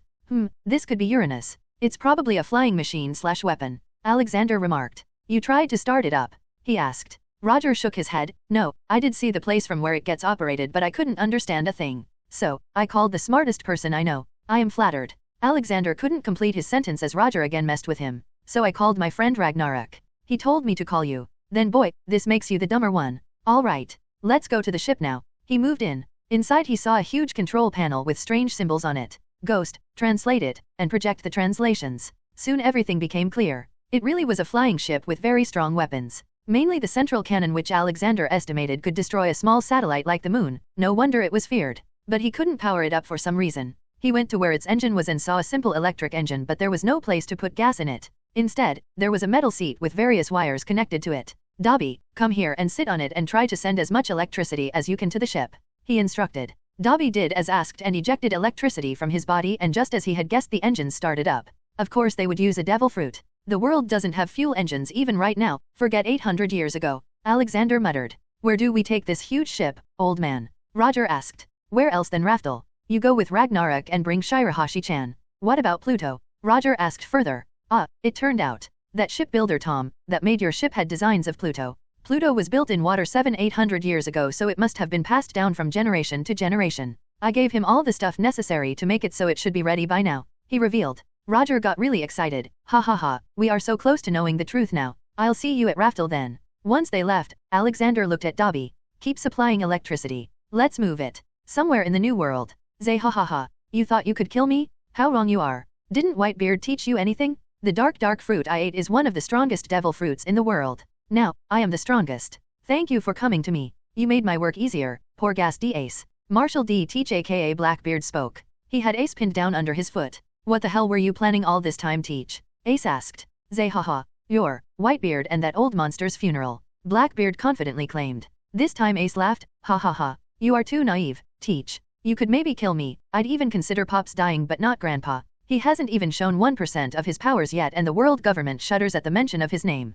Imagine what will happen when he gets serious. Ace still remembers the incident from his childhood. When Luffy somehow fell into an underground river system in a cave. Luffy was already a devil fruit user by then so he and Sabo were helpless. They cried for help and Alexander appeared. Right in front of them, he ripped out a part of the whole island with a simple move of his finger and they found Luffy in one of the air pockets underground. That day they truly understood that their grandpa was not called the strongest being in the world for no reason. But Blackbeard didn't know that. He still had his confident laugh. Zay ha ha ha ha. Who said I am alone? Big Mom and all the Marine Admirals will be there too. That still won't be enough. Ace mocked him. Blackbeard took him to the nearby Marine base and handed Ace to the Marines. Blackbeard was still a Shishibukai so he had the luxury of going anywhere. Marineford.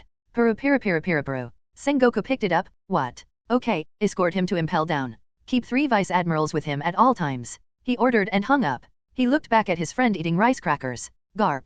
He called him. He knew it was going to be sad news for him. I told you before to keep an eye on him. Ace just got arrested and he will surely get executed by the orders from above. Garp suddenly stopped eating and his always friendly smile vanished. I gotta go somewhere, Sengoku. Give me a leave. Garp got up. Don't think of going to save him. Sengoku bellowed. Garp showed him his serious face. I'm not going to, and believe me Sengoku. But remember one thing, the old man treated Ace like his own grandson. Imagine what he would do when he finds out. I wonder if there will be a Marineford left. Sengoku shuddered at the thought of that. Damn it, I should take retirement. Sphinx Island. Pops? Bad news. Ace got caught. It was Teach. They are going to execute him in a week. Marco informed Whitebeard. Whitebeard had now fully recovered from the disease and his magnificent blonde hair had also grown back. He stood up and picked up his lance. Prepare to sail. A family always watches each other's back. Ace will not die, not as long as I am alive. He sternly announced. The world government, Marine, and the Blackbeard Big Mom alliance were all strong. But they were underestimating their enemy a lot. They didn't know that Whitebeard was in perfect health. They didn't know that Roger was alive and they certainly didn't know the scope of Alexander's power. In short, they had dug a hole for themselves and now were just waiting to die and fill those said holes. A huge war was brewing now and its smell would reach the whole world in no time because One Piece is not over. I am making all this up, so don't take this chapter for canon. This chapter also has a lot of info dumps. Raftel, Roger and Ragnarok arrived with Shirahoshi and Alexander brought the two ancient weapons. The Uranus was hovering above the island while Pluton was in the sea. The moment Shirahoshi came, a certain white light covered the island and made the ambience full of positivity for some reason. Alexander had put a small nuclear reactor on Uranus to give it power. He couldn't ask Dobby to keep on powering it the whole time after all. Pluton was the same. It just wasn't possible to make it sail with the wind. Ah, Shirahoshi-chan, how are you? Alexander made himself bigger for the compulsory hug. Hehe, I like living on the new island you made, Grandpa. I can see the sun and trees every day, she replied. Haha, I am happy for you, child. Now, I told you about that superpower of yours. Do you remember it? He patted her head. I do, I even practiced it. I can summon my friends now, she said. By friends, she was referring to various Sea Kings who considered her their queen. Okay, let's go then. They moved to the same underground secret locked chamber. The door that was so hard to open before was now shining in white light. Alexander simply went to it and touched it. Suddenly the whole place started to vibrate and the door started to slide open. They entered the place and found it was filled with gold to the brink. The place was many kilometers long and wide. At the center of it was the biggest poneglyph they had ever seen. Boss, look. Dobby pointed to the side. There were hundreds of statues made of gold. All of them had one thing similar. They were wearing straw hats. Alexander and Dobby started to read the names written on them. All of them had AD in their names and each had a line written under their name. Death is all but an end for a new beginning. My will lives. Then behind all those was a throne made of gold. On it was a long staff made of gold, seemingly waiting for someone to pick it up. Roger exclaimed quickly, is that Joy Boys? Well, let's read the poneglyph and see it for ourselves, Alexander suggested, and they moved to the giant stone. Ghost, translate it. He commanded. Soon, translated projections appeared. The history they learned there was nothing less than shocking. 900 years ago, many different species used to roam the planet. Things were by no means peaceful, but they weren't that bad either. 800 years ago, in the same place as they were standing, stood the Great Kingdom, Marigyoase. It was the most advanced and prosperous kingdom in the world. It was open for any species to come and live without any prejudice. The royal family of it was called the Clan of D. But then, something happened and a yellow-eyed person fell from the sky on the island. In the beginning, this new person acted nicely with everyone while learning about the world and its mysteries. Then he started getting involved in politics and with his schemes, started gathering power. He had many powerful abilities and he used them to take over the Great Kingdom. The Clan of D was exiled from their own kingdom and then started the scary rule of Im. Because the Great Kingdom was vastly advanced, thanks to various species living there. Those from the moon too. Im started to use that technology to slowly take over the world. He set up another headquarters of his kingdom on the center of Red Line from where he tried to rule. But there was a secret reason for why he made the Red Line his base. That was because he found a strange tree there. A tree that could suck life force of anything that touched it and then grow strange fruits. Im started to do many tests on it. He started enslaving whole kingdoms to test the fruit. Many species went extinct because of such practices and those who were left went into hiding. In the meantime, the Clan of D spanned around the world to gather support. Adventures of Joy Boy happened at this time. They eventually won the support of the Kojiki clan of Wano. At the same time, a coalition of 20 kingdoms was also formed with the purpose of fighting the Great Kingdom. The construction of ancient weapons started at the same time under the supervision of people from the D clan. The Water 7 made Pluton, the Fishmen made Poseidon, and the D clan made Uranus with the help of Wano and Skypians. But the D clan added a safety feature on Uranus that the user will need the blood of the D clan to run it. They did it so that even if somehow the enemy got a hold of the other two weapons, they wouldn't be able to use the last one even if they find it. During that time, Im was successful in creating devil fruits by combining souls of people and an object whose property he wanted the fruit to give as a power. Im also realized that the powers these fruits would give would be very dangerous and needed a way to counter them if they were to someday stand against him. So, in each fruit he made, he also added hydrophobic material. This would make all the fruit users unable to swim in a world mostly made up of water. But the requirement to make fruits was that he needed a lot of souls to even make one fruit. For this, he decided to enter the war. And so the slaughter of 100 years started. Billions of people from various species were first captured and then given to the devil fruit tree to be sacrificed. This enraged the world and they started fighting the Great Kingdom with all they had. Soon, Im realized that he won't be able to have enough fruits to combine them and make one legendary big devil fruit for himself with all the powers of the world. So he decided to end the war so that the world population could increase again for him to harvest later. But among all the chaos, some 100 members of the D clan infiltrated Marigyoase on the Red Line when they found out about the fruits and took away all the fruits which they called devil fruits. But going so close to the devil fruit tree gave them incurable disease and they started to die one after another. Only a few of them were able to pass on their legacy before dying. This made the D clan the biggest enemy of Im. Because even he didn't have a way to find all the devil fruits hidden away. Enraged, he defeated the coalition of 20 kingdoms and gave them the option to either obey or die. The kingdoms obeyed and the 20 kings surrendered their swords near his feet. Im then devised a plot to keep the world under his thumb and created the world government with the 20 royal families invited to live in Marigyoase. After that, the erasal of history started. I knew that as long as the world remembered him and how he killed people, he would always face opposition. For this he even destroyed the great kingdom he himself ruled. He killed anyone who knew the history and made it illegal to research it. However, the ancient weapons were hidden by the remnants of D-Clan before he could do anything to them. The last remaining kingdom that knew about the slaughter of 100 years was Wano. But he didn't dare to attack them as they were extremely strong with their strong swords and also the Uranus being there for the time being. But to his satisfaction, Wano closed itself like a scared cat in hiding. This also allowed Wano to make poneglyphs and distribute them around the world. Joy Boy himself helped them and also created the secret chamber on Raftel and put the Rio poneglyph there.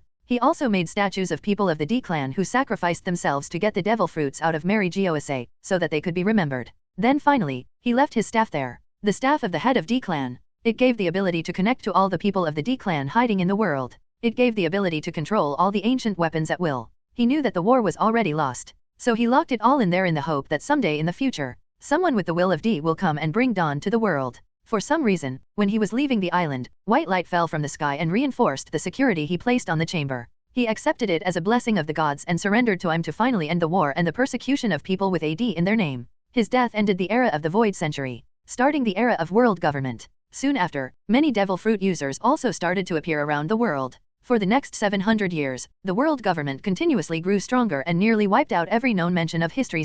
So much bloodshed and it was all forgotten. Roger sighed with a sad face. Truly despicable. Only a demon would do such a thing. Ragnarok added. Alexander on the side was caressing Shirahoshi. She got emotional after reading all that. She started to speak meekly. I have read the apology. He attempted to raise Noah with Poseidon's aid, but he broke his promise to Fishman Island. However, Fishman Island promised that they would keep Noah safe until a certain day came. Joy Boy left a letter in the form of poneglyph to Poseidon, apologizing for breaking his end of the bargain. It's all right Shirahoshi-chan, don't cry now, Alexander caressed her. Then Roger looked at Alexander like he had sudden enlightenment. Old man, what if you are the person Joy Boy was talking about? I mean, you fulfilled his promise by bringing back the fishmen to the surface, you even moved their Noah and poneglyph to the new island. You are also fighting the world government and have found the One Piece, not to mention, you also have AD in the name. I'm not even from this world. How can I be that? I'm sure it's Luffy. All the things point to him, and Shanks probably knows something about it. But does it even matter anymore? I don't know, Roger, and I don't care if I am him or not. Didn't I tell you that day, no matter what, I will be bringing the dawn. Though I am still very interested in knowing who this is, because even on this poneglyph, nothing is written about his origin. Alexander commented. I guess you'll have to ask him yourself then, haha, Roger added. Yeah, but I am feeling disgusted now that I know the devil fruit I ate was made of human souls, Alexander remarked. Dobby also made a disgusted face. Alexander then moved to the hundreds of statues and the huge throne. These people are heroes and yet they aren't remembered. History is truly written by the winners and you can mold it into whatever you want to tell the world. He picked up the staff. It looked heavy but it wasn't. Let's see what this does. He tried to feel its power and he suddenly felt a connection being made. Not just with Pluton, Uranus, and Shirahoshi, but a lot of other people too. Shira-chan, tell me if you feel anything. Alexander said. He closed his eyes and concentrated. Ah, Grandpa, I saw your face in my mind. It was like you were talking to me, she exclaimed. Alexander opened his eyes and smiled. Haha, yeah, this works. I also felt around 100 connections with people around the world. They are all probably from the D-Clan. So many? They are most likely hiding. So, what's the plan, old man? Roger asked. Well, I am going to reveal this poneglyph, the elders, and I'm to the world. The world should know why everything is so messed up. That they are just animals waiting to be harvested. He muttered. So it will be a war then. Well, I was feeling like gathering my crew and sailing the world again. Might as well support you first. Ah, I just remembered something. I had left an egg on my ship here. Roger exclaimed and ran out to find his ship. Meanwhile, Alexander picked the poneglyph and the statues and put it in his dimensional pocket. He left the rest of the treasure for whoever finds the One Piece. In fact, he added more gold worth 500 billion berries there as promised to Straw Hat adventurers. Boss, I got bad news. Dobby suddenly spoke. Big Mom and Blackbeard joined hands. They captured Ace and gave him to Marines. He will be executed in a few days. I think they are trying to start a war to reap benefits. Alexander smirked and responded, what can I say except that the world government and Big Mom Blackbeard have gone crazy. This war will only be the end of them because they have no idea that Roger is alive and Whitebeard is back in shape.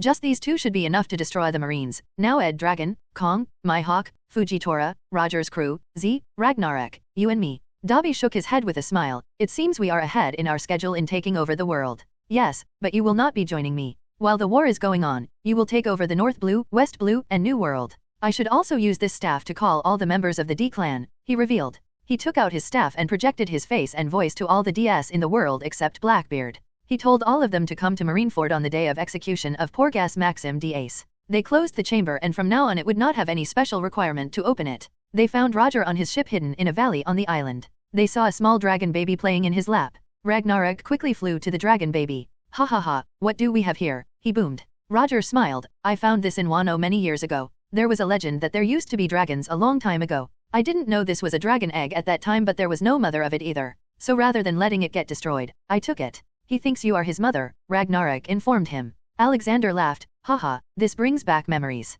So, what are you gonna do with him? I don't know. He may be cute now, but when he grows up I won't be able to keep him tied. Roger sounded conflicted. Alexander then gave his suggestion. Why don't you raise him for a few years, and when he becomes big enough to recognize you aren't his mother, you give him to Rak here. He rules a world made of only dragon population. Roger had so many questions at that time. Wait, what? Your own world? Don't look into the details, Roger. Now, I have bad news for you. Ace got caught and the world government is going to execute him soon. He bluntly revealed. Roger stood up in shock. Damn it, Rouge is going to kill me. I need to save him. Haha, it's all right. They are using Ace to start a war. Don't worry, many strong people will be coming to save Ace. Why don't you go and gather your crew till then? Alexander suggested to him. Sigh. Okay, I trust you, old man. But I want you to fit one of those engines in my Oro Jackson. Using wind to travel is a pain in the ass after getting used to engines. He asked. Sure, I'll do it. Alexander got to work. Shirahoshi went to play catchball with Noodles and Ragnarok started training the baby dragon. Because Alexander now ruled the first half of the world, Luffy and his crew didn't find many challenges across the seas, except in the Thriller bark. From there they went to Amazon Lily because Sanji told Luffy that a lot of strong people lived there, though he surely had some different motives. They were at Amazon Lily when they received the news of Ace's capture. Angry and tense, Luffy immediately headed to Impel Down to save him. Hancock also followed as she was a Shishibukai and was supposed to help the marine, though she wasn't planning on doing anything like that. When they were on their ships, Luffy suddenly quieted down while speaking. What was that? He loudly exclaimed. What? Nami asked. I just saw Grandpa's face. He told me to come to Marineford on the day of execution. Luffy explained. It wasn't just you, Luffy. I also saw it. Law chimed in. What are you talking about? I didn't see anything. Usopp spoke. Maybe it was supposed to be a targeted message. We should follow his words. He probably knows a lot more than any of us. Sabo tried to convince Luffy, but Luffy was the dumb stubborn one. No, Ace is in Impel Down. We should save him right now. Why wait? Law shook his head. I agree with Sabo, but I know you aren't gonna listen to us. What if he isn't in Impel Down? Robin asked. Only one way to make sure. Luffy sternly replied, showing a rare moment of seriousness. Yo-ho-ho. Let's go then. Brook steered the ship towards Impel Down. Ace was on a ship transporting him to Marineford. He also saw the message and just smiled. He knew what was coming and he was hoping that Blackbeard would also come so he could see him getting smacked around like a puppet. Alexander had gotten a message from Garp that he wanted to meet him somewhere. So he told him to come to Amazon Lily. Although its empress was gone, it was still his territory and had special rights. Once Garp came, they set up a nice camp on a cliff overlooking the sea. They drank for a while. Bwahaha, so much has changed in such a little time, old man. Who could have thought that one day you'd have the whole world under your thumb? Garp blabbered. He was already drunk. Well, someone had to do it. Everyone knew that the world government is corrupt and unjust but were afraid of retaliation. Alexander reasoned. I know, you are the almighty old man. I'm sure you will be successful in your ambition and create a new world. But before that, I have a request. Alexander wasn't looking at him and was standing by the cliff. He felt the emotional distraughtness of Garp and turned around. Garp's face showed a frown, sadness, and anger at the same time. Garp looked down and spoke. Old man, can you save Ace? You are the only one I know who can do it. I don't want to break my promise with Roger. It was his last wish. Ha ha ha. You didn't really have to ask me that. I was going to save him anyway. And that public execution of Ace is nothing but a ploy by them to lure me in. So foolish of them to think it will work. But, I need something from you as well, Garp. He suddenly turned serious. What is it, old man? Garp asked. Garp, I remember telling you to make me proud and you did just that with all the good things you've done. But if you keep supporting the world government even now, then all your good work was for naught. I am giving you a choice. Leave the Marines and join me. You don't have to answer me right now. I will be revealing something in the Marineford soon. Decide your mind then. Tell this to Sengoku and Kuzan as well. I will be revealing the true ruler, ruling the world from the shadows. He revealed. You mean the 4 elders? Garp asked. Ha ha ha, you are still innocent, Garp. No, 4 elders are just the face of the world government. They work for someone who created all this 800 years ago. Now go or you'll be late for the execution. He finished and also went his own way. Alexander took out his phone and called Dragon. Boy, where did you reach? We are near Sabayati. Justice Fort is in camouflage and the ancient weapons are ready. Dragon reported. Good, go near Marineford and wait for my command. When I signal, I want you to start the bombardment. He instructed. At the same time, a meeting of a certain captain and his first mate was going to take place. Roger took his Oro Jackson to Sabayati. He had the flag of the Golden Justice Army, so nobody stopped him. He knew where Rayleigh was living from Alexander. He went straight to the Shuki's rip-off bar. At the counter he asked for a drink. Shakiako initially didn't look at his face, but once she did, her mind went blank. What? Ghost? She screamed. Rayleigh came in running from outside. What happened? His eyes fell on Roger's back. He had seen that back thousands of times, but his mind wasn't letting him believe this could be real. Who are you? Why are you impersonating Roger? Roger started to laugh in his iconic way. Wahaha, why would I impersonate myself? Rayleigh? It's really me, your captain, Gold Roger. Did you forget what I told you when we first met? We were going to turn the world upside down. Rayleigh walked up to him with a shocked face. He really couldn't believe this was the real Roger. Everything was the same, the laugh, the talk, the eyes. His eyes got a bit watery remembering the past. How? He asked. Haha, didn't I say, I'm not gonna die, partner? Roger spoke the last words he said to Rayleigh. Rayleigh was now 100% sure that this was the real Roger. He quickly gave a brotherly hug. God damn it, why didn't you contact me for so long? What the hell were you doing? Rayleigh questioned. Behind them, Shakiako went and closed the doors of the bar so no one would disturb them. Haha, I was helping the Golden Justice Army and looking for ancient weapons. I did it, Rayleigh. An old man opened the secret chamber. We know the true history of the world now, and soon the world will know, Roger revealed. Wait, what old man? Rayleigh asked confusedly. Oh, you don't know. I'm talking about the Old Man universe. He saved me at the time of execution. Not just that, he saved my wife and son, Roger said. His voice showed deep respect for Alexander. Son? When did that happen? Haha, a few months after my execution. But my son is now in the custody of Marines and they are going to execute him in Marineford. I need the crew, Rayleigh. Tell me, you still want to turn the world upside down? Roger asked. Rayleigh cracked his knuckles. I just remembered the words of President Universe when he last came here. He asked me what would get me back in action and I told him that it was only possible if you appeared again. Ha ha ha. I guess I am back in action then, and I've been itching for that. Wahaha, let's call the other guys too. Roger, adventurers are now back in action. Roger loudly. Adventurers? Rayleigh asked. The old man is soon going to abolish pirates. Those who still want to travel the seas and explore will need to register their groups as adventurers and they will be allowed to travel the seas for fun and also can take jobs given by the Adventurer Guild. He has also said that he would hide lots of treasures all around the world and make secret and puzzling long quests for finding them. It will be really fun. Roger explained to him. Alexander in fact hadn't told him everything. Alexander was going to make every big adventurer make a T.V show as well, documenting their adventures and how they found the treasures. This would make people not see them as pirates and also bring in a profitable income form of entertainment. Luffy's Straw Hat adventurers had already signed a contract. Okay, I can understand the need for that. Let me call the crew. Wait, what about Shanks and Buggy? One is a Shishibukai and the other is a Yonko, Rayleigh asked. Just call Buggy. Shanks is going to be there anyway. I'm gonna surprise him, Roger said excitedly. Rayleigh called in Scopper Gavan, Nosden, Kojiki Oden, Inuarashi, Nekomamushi, and all the others. He didn't tell them what was going on but he just told them that it was urgent. Most of them were already coming towards Marineford so it wouldn't take them much time. Marshal D. Teach and Big Mom had already left for Marineford a long time ago, leaving their home bases most vulnerable. Alexander stood with Dobby. It's time for you to start, Dobby. Start taking over one by one. First, start with the New World and then North and West Blue. Okay, boss. Best of luck to you as well. I hope all this ends here so we can really focus on changing the world.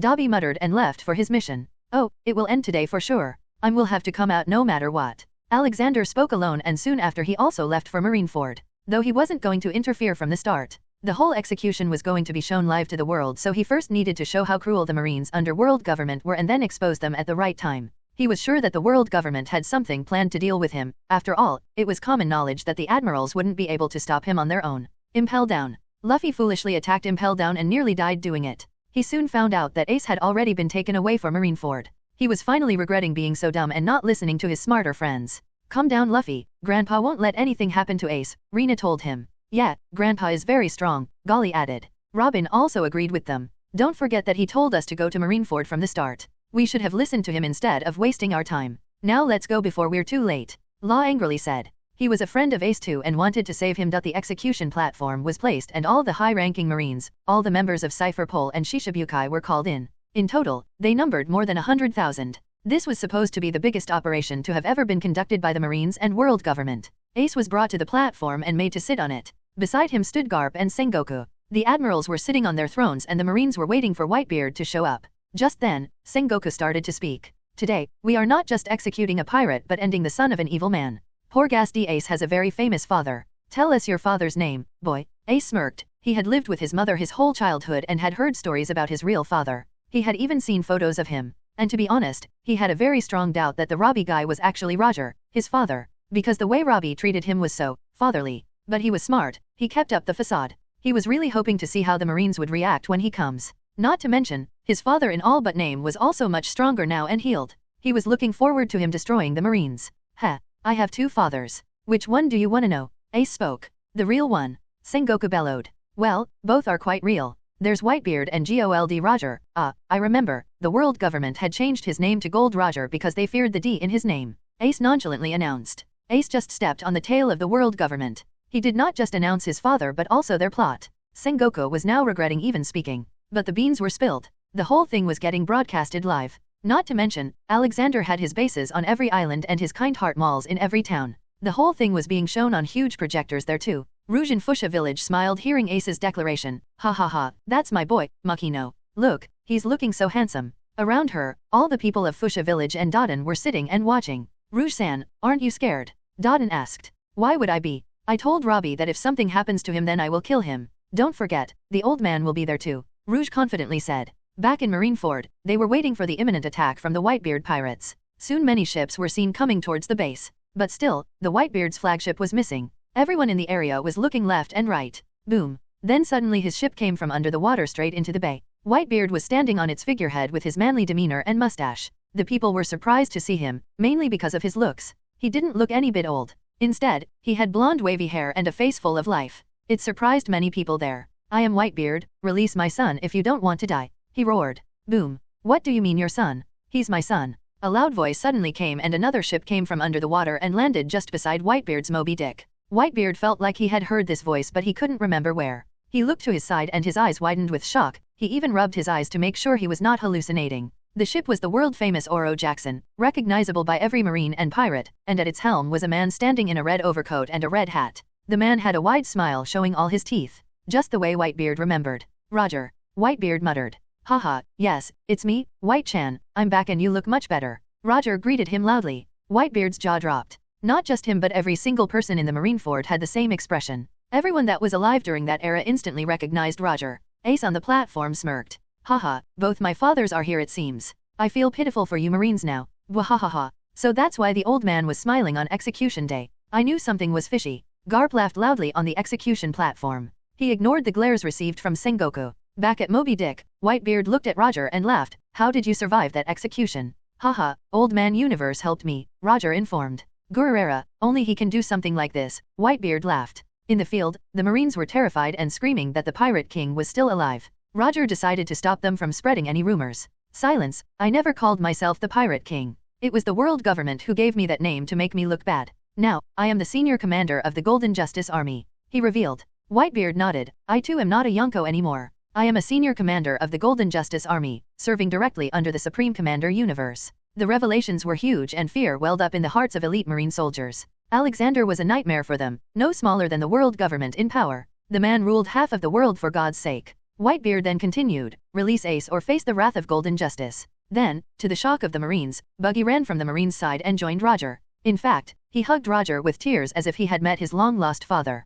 Buggy was a Shishibukai but in no way was he going to go against Roger. Then Boa Hancock also jumped from her place and landed on Roger's ship. Soon Bartholomew Kuma also followed. Only one Shishibukai was left on their side now, and that was Edward Weevil, the self-proclaimed Whitebeard's son. Mihawk was already with Alexander, Crocodile was dead, Gecko Morio was dead, Marshal D. Teach hadn't come yet. Roger laughed, Wahaha, you still wanna fight. Sengoku was supposed to make the shots now. He was conflicted about whether to fight or not, because he was sure that they would terribly lose, and even if they won then most of his people would be dead. Not to mention everything was being broadcasted live. They could have handled 1 week, sick Whitebeard, but now, not only was he in perfect health but the legendary Gold Roger was also there. But then suddenly he heard one of the admirals charge forward to attack Whitebeard. Justice will not be delayed today. Charge. Sakazuki roared. Sengoku gritted his teeth at that fool. He was about to shout to stop everyone but he again heard someone say the opposite of that. Don't stoop, charge forward. Sengoku looked to see who it was this time and his eyes nearly fell out. This was his first time seeing or hearing those guys coming down from Mary Gosa. 4 elders, Sengoku ran up to them. No need to stop. We will execute them all today. Roger, Whitebeard. The bald elder with the katana said and looked at the traitor Shishibukai. And the traitors will fall. Proceed as planned, he added and unsheathed his sword. Roger saw them and mocked, "Ha, so these are the dogs of that shy girl I'm." Not many people understood the meaning behind his words. He knows, we need to kill him. The blonde elder angrily spoke to his fellow elders, his face looked all red. He then loudly ordered, concentrate on Gold Roger and Whitebeard. They must die today. Damn it, it is Gold Roger, stop butchering my name, Roger roared. And so the Great War started. Live in front of the world. Many saw the elders who run the world for the first time that day. Alexander's men were sure to project the elders' wanted posters on the live telecast. Zihahaha, looks like they have already begun. Let's go and show them hell. Blackbeard spoke while looking through his telescope. Mama, we will rule the seas after this. Big Mom added. They were near Marineford and had no idea that not just Roger but the elders had shown up. In the New World, Dobby was on his conquering spree and took over kingdoms and islands with speed never seen before.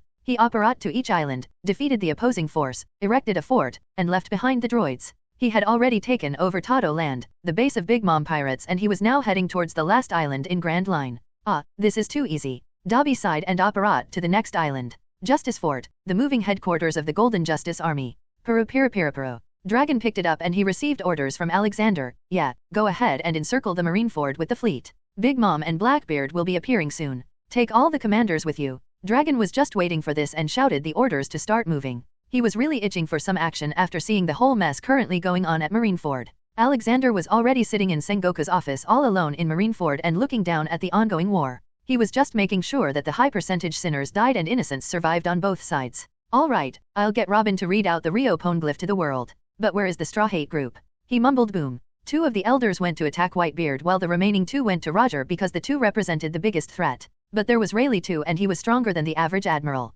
The war got messy quickly. Marines were being thrown like rag dolls, even vice admirals who were many times considered powerhouses were helpless at the moment. The pirates had the strength and the Marines had numbers. However, the pirates' side could still lose as the 2 remaining admirals, Kizaru and Aokiji, hadn't entered the fight yet. Sengoku and Garp too. The elders were honestly very strong. Much stronger than an admiral or a Yonko, so they were raining hard. Ha ha ha, this won't be enough, fools. Roger laughed loudly. He didn't have any devil fruit power but his haki in itself was strongest in the world. He used armament haki and punched the blonde elder in the face. Did you like that? Ah, it feels so good punching you. Just a few feet away from him, Whitebeard was also fighting the other 2 elders. He was using his devil fruit ability to the fullest. He wasn't called the strongest man in the world just for his body but his fighting prowess too. Scums of the world should stay on the ground.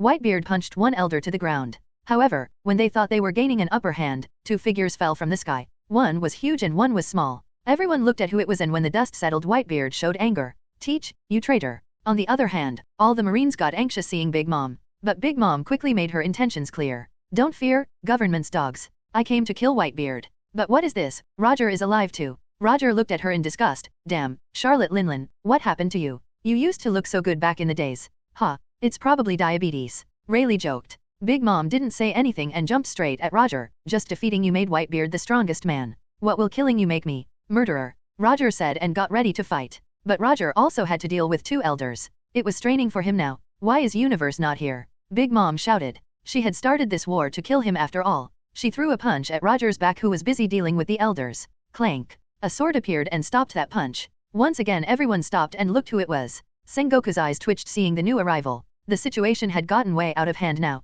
Red-haired Shanks, why are you here? Shanks smirked. What kind of question is that? I came to help my captain. Shanks looked at Roger and found a moment to give him a good hug quickly. Roger was like a father to him back in the days. Haha, you have grown a lot stronger, my boy. I'm proud of you. Shanks felt really good from getting recognition from Roger. When you are just a chore boy and are being hunted by the Marines, world government, and bounty hunters, you either get stronger or die. Soon the fight started again. With the addition of red hair pirates, the tides of war had changed. The Marines found themselves cornered, which is why Sengoku and the other 2 admirals also jumped in. Sengoku fought Shanks alone while Akainu and Kizaru went to fight Whitebeard and Kuzan went to fight various defected Shishibukai. With the addition of admirals, Whitebeard and Roger were on the back foot. Fighting 2 elders was already tough. Pirates and Marines were dying in the whole field. Alexander was doing his best to minimize the loss of innocent life. Assy. Out of nowhere, a loud voice resounded in the sky and a man was seen flying towards the execution platform. It was Luffy and he had somehow launched himself into the air. He fell directly in front of the platform but Garp was also there.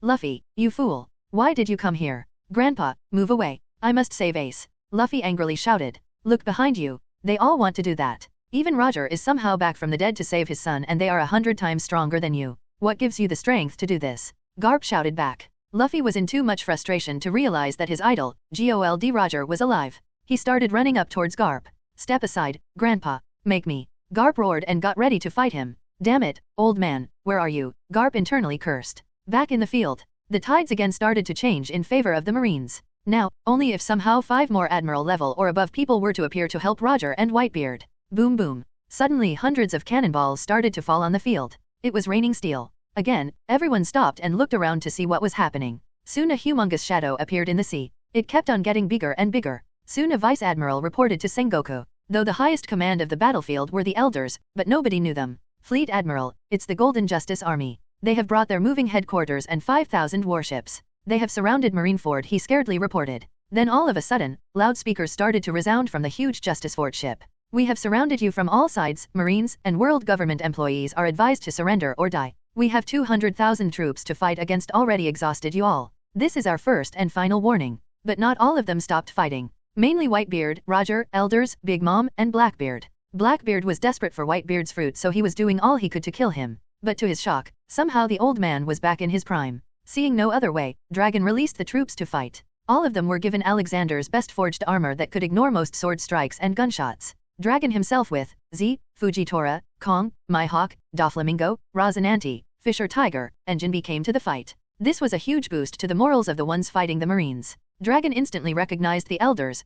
Even they came down. Let's make sure they never go back up there. They joined the fight and started to push back. Blackbeard was now getting the undivided attention of Whitebeard and he did not like it. Whitebeard was showing no mercy to him. Roger was also beating Big Mom badly. Her devil fruit didn't seem to work on most of the people there. Her ability required people to be afraid of her and most of the people fighting her weren't even afraid of death. In all the mayhem, Akainu realized that his justice was losing and something was needed to be done. If they don't kill at least Ace, then all the lives lost that day would be worthless and Marines would become a laughingstock of the world. So he snuck away from the active fight, sidetracked Luffy and Garp, and appeared near Ace on the platform. This is the end, boy. He shouted loudly and threw his lava fist at him. From his shout, people realized what was happening. Roger and Whitebeard stopped fighting and jumped towards the execution platform with full strength. Even Garp and Luffy stopped fighting and ran towards Ace. Alex, when the hell are we going to fight? My hand is itching. Ragnarok complained. What's the point? Once we enter it will be like throwing ragdolls here and there. Alexander replied. Oh, look. What's he doing?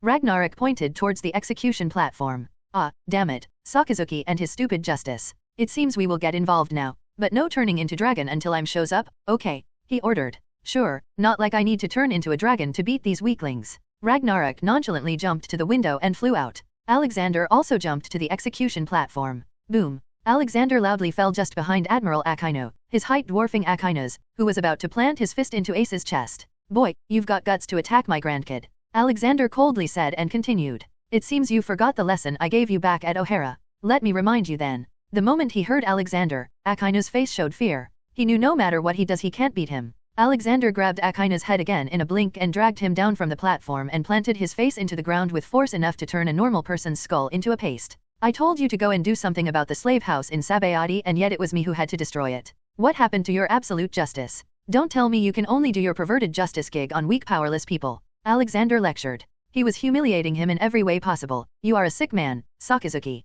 But you don't deserve death. However, my punishment will make you wish that you had died today. I am taking away your devil fruit and also weakening your body so it can never harness Haki. From now on, you will live like a normal weak human. Just like the people on whom you passed your absolute justice. His declaration scared many on the battlefield. A lot of them decided to run away as they didn't want their Haki or devil fruits taken away. But they were quickly caught by his army. Then suddenly, Alexander lifted his other free hand and grabbed a yellow light that appeared out of nowhere. It was Kizaru using his light fruit. You wanna save him? Then you suffer the same fate. You are a sadistic man who hunted slaves who ran from Mary Giose. You are no better than Akainu. I am taking away your fruit and making you a weaker man. Kizaru's eyes widened in shock. No man was able to catch him to this day and now here he was, utterly defeated. Akainu and Kizaru didn't even get a chance to speak before their bodies lost all their strength. Now, you will grow old, get sick, and die like a normal man, even worse than a normal man to be precise because all the injuries you received all these years are still there and will resurface now. Enjoy the misery. On the other side of the field, Ragnarok was fighting the elders.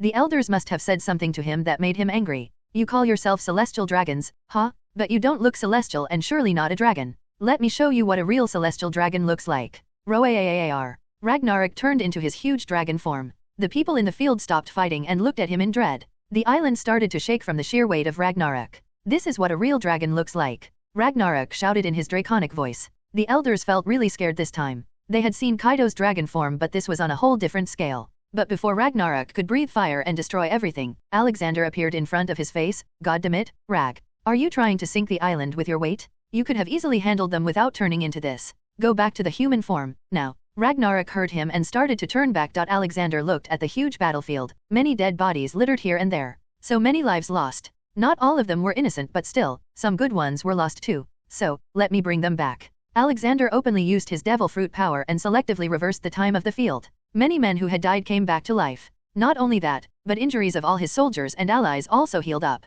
meaning that Whitebeard and Roger were once again back in perfect shape. Alexander threw Kizaru and Akainu away and walked to Ace. How's it going, kid? For a second I thought I'd really die, Ace exclaimed. Bam. Ace received a fist of love first. Go and meet your mother after this. She must be more scared of you dying than you yourself, he advised. From the high platform, he looked at the whole war zone. Everyone, just stop it now. What's the point in fighting this silly war? Marine soldiers, I will allow you to join my Golden Justice Army as long as you surrender. Same work and same salary. Only a slightly different uniform. Hey, can officers do that too? A voice asked. Alexander looked and recognized the guy. Yes, Captain Smoker. You will get a captain rank too. My offer is for all Marines of any rank. Right then, a lot of Marines threw their guns and swords away. It enraged Sengoku. What are you doing? Pick up the weapons and fight, he shouted. Alexander raised his voice then. Sengoku, you fool. I remember you said you wanted to make a better world and change the Marines for good. Look around you, how you have become the problem yourself. Now shut up and listen to me about what I have to say.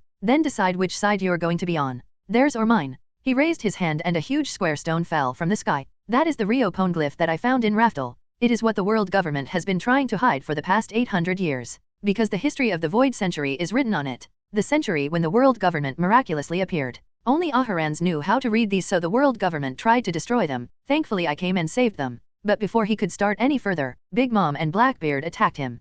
You overestimate yourself. Luffy, what was your punch called? He asked. Gomu Gomu no pistol. Luffy sounded confused. Oh, then I will try it too. Gomu Gomu no pistol. Alexander also put Big Mom in a time torture, where she sees her mother die every time and is forced to go hungry, but she can't eat anything even though food is in front of her. Charlotte Linlin, Category 4. Murder, 2,823,987. Indirect murder, 7,678,876. Cannibalism, 12,176. Torture, 2,654,759. R*P, 500. Robbery, 53,456,644. Kidnapping, 6,768,987. Enslaving, 1,567,874. Sin percentage, 84%. Alexander shouted and punched her in the head, but his punch didn't connect to her face and stopped an inch away. Just when Big Mom took a sigh of relief, a blue light came out of his fist and pierced her head.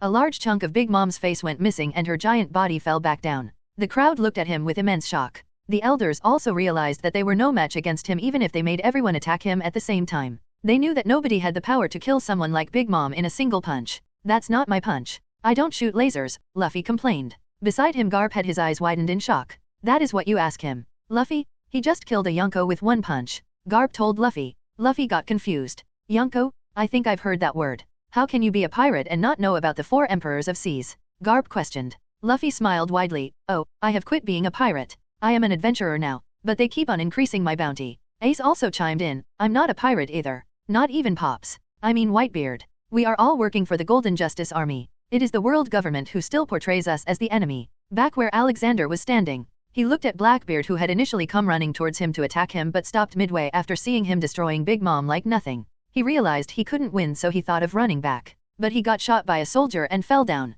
Where are you running, traitor? Alexander asked. You are the one who caught Ace and wanted to kill Whitebeard. Why? Blackbeard didn't answer, but Ace did. He has somehow found a way to use more than one devil fruit and wanted Pop's powers. It shocked everyone. Whitebeard and his crew got so angry at that. Then Whitebeard asked, was that why you joined the crew? Were you plotting this from the beginning? Zay ha ha ha. Of course, I joined you for that. It was my lifelong dream to get a hold of dark fruit. I knew my chances would be great if I stayed with you. And I waited 2 decades for my reward. Then finally when my time came, it was that damn Thatch who found the fruit. So I killed Thatch and ate the dark fruit. Blackbeard crazily revealed. Alexander apparated in front of him and grabbed his neck. Blackbeard now looked scared. How were you planning on getting Whitebeard's powers? He used compulsion on him, so he told everything. My devil fruit allows me to absorb devil fruit powers from dead users and assimilate it into their own body, without causing my body to explode. So you were going to kill the man who treated you like his son? What a sick man you are. Rot in hell. Alexander checked his sins. Marshall D. Teach, Category 4.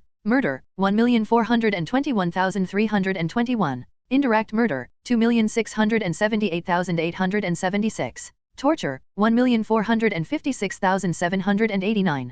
R*P, 1,589. Kidnapping, 268,987. Sin percentage, 73%. Blackbeard was an ambitious man, so he put him in a time torture in which he would come across dark fruit but would never be able to eat it because he'd get killed by various members of Whitebeard pirates. It would go on for 1,000 years for him. Then finally, he simply snapped his neck and threw his body to the side. He had also extracted the devil fruit and had stored it in his dimensional pocket. He then looked back at Luffy. Luffy, where is Robin? I don't know. I just jumped to here with my rubber arms, they must still be en route. Luffy muttered. He just oxyo the whole ship of Straw Hats and soon the group was there. Robin-chan. Look, that is the Rio Poneglyph. I want you to read it out loud for the world to hear. He instructed her. Robin excitedly walked up to it. But that was the limit the elders could tolerate. They couldn't let the world hear what was about to be announced. They dashed towards Robin to kill her. But Ragnarok appeared behind them one after another and grabbed them between his elbows, choking them. Just stay here and listen. The elders tried to fight but soon realized how strong Ragnarok was even in his human form.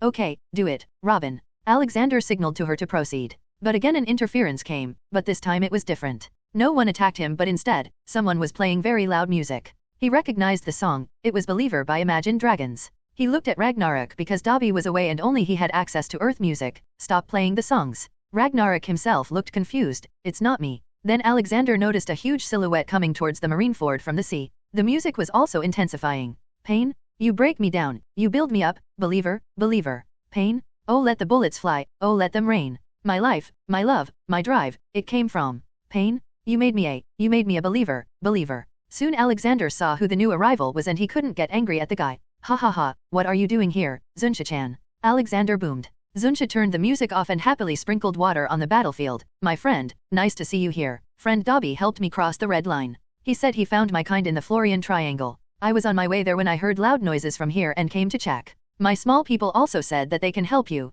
Ah, thank you for worrying, Zunsha. Everything is fine here. I am just punishing some bad people. If you want to hear what happened to the world 800 years ago then you can stay. He offered. Oh, I am interested now. I will stay then. Zunsha replied. Alexander ignored all the dropped jaws and shocked faces and again told Robin to start and gave her a microphone to talk in. This time no one disturbed and Robin started to speak. The whole world was stuck to the giant live screens to hear the big secrets of the world government. 800 years ago, there used to be a kingdom called Mary Geoase. It was so powerful that it was also called the Great Kingdom by many. But then, a man fell there from the sky. Robin accounted. The whole ordeal went on for about 2 hours where everyone except the 4 elders listened to everything without moving. Everyone was moved by the sacrifices made by the people of the D-clan. Thud. They looked from where the noise came. It was Sengoku. He had thrown his cloak away and looked disappointed and tired. I resign. I feel disgusted by myself for working for such people for so long, he remarked. A moment later, all the big marines started to drop their cloaks. Garp too. So this is what he told me to hear before deciding anything.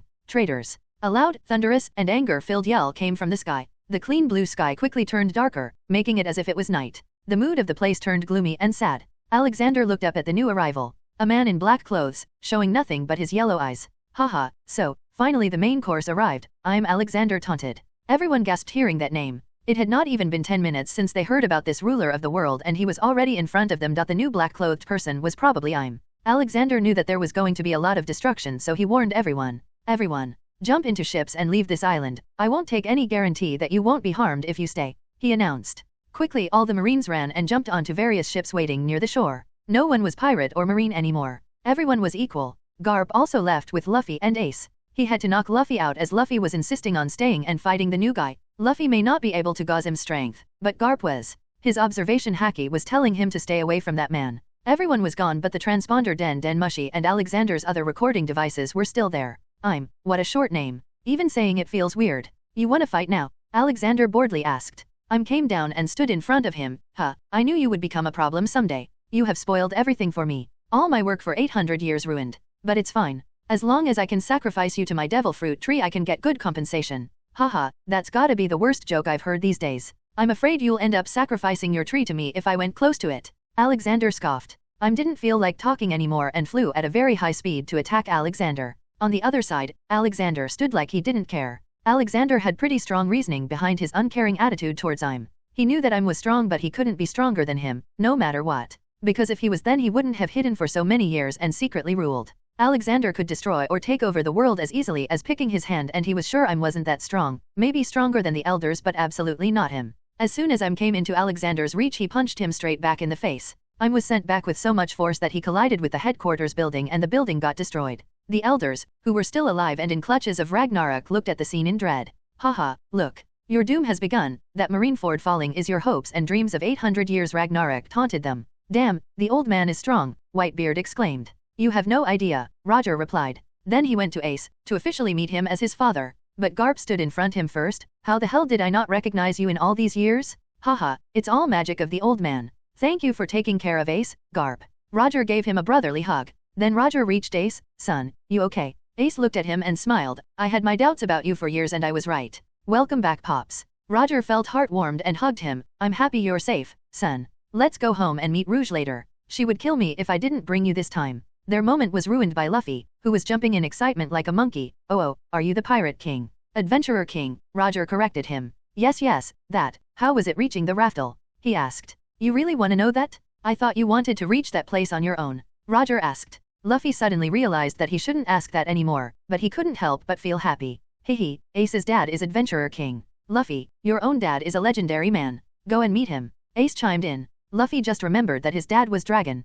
so he jumped to meet him without much thought. He came closer to Dragon. Hey, Pops. I heard you're my dad. Dragon kept his serious face. Yes, I am your father, Luffy. Ragnarok pushed Dragon with his left shoulder. Hug him, he's your damn son. So, Luffy got embraced by his father for the first time. Pops, where is Mom? She's living in the Goa Kingdom. You've met her. Dragon revealed. Everyone was confused. Garp included. Dragon, what are you saying? When did she come there? Her name used to be Saint Pearl. I think she goes by Lucia now. Dragon revealed.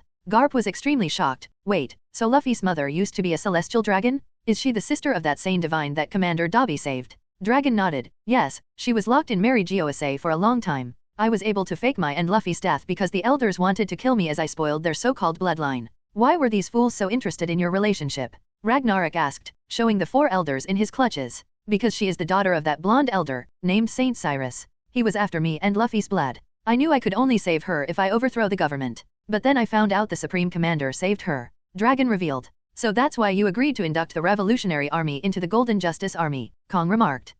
So that's why she told me to call her mom, Luffy exclaimed. And you happily did call her that, Law added. Luffy blushed a little. She gave me so much to eat. Law then looked back at Roger and Garp. Did you also see that vision of Grandpa? Roger quickly explained. Oh, that was his doing. He was calling all the remaining D clan members to come to Marineford and show themselves. They kept on talking. Every once in a while a booming sound came from Marineford that would bring them back to the ongoing fight, or more like a one-sided beating. You cannot win against me, I'm. Just confess your sins. Alexander boomed. I'm again stood up. Now his clothes didn't look as tidy as initially. Finally, he took off his black cloth hiding his face. Behind it was a man with shining blonde hair. His face looked nearly like a woman's. He threw a mouthful of blood. Heh, I was warned of you by him. He muttered. Alexander got confused. What are you talking about? I'm continued. You know, when I came to this world 800 years ago, I had no idea I was in One Piece. But I kept on grinding. Only after finding the devil fruit tree did I understand where I was. But getting stronger was my #1 motive. It still is, and I won't let anyone come between me and my goal.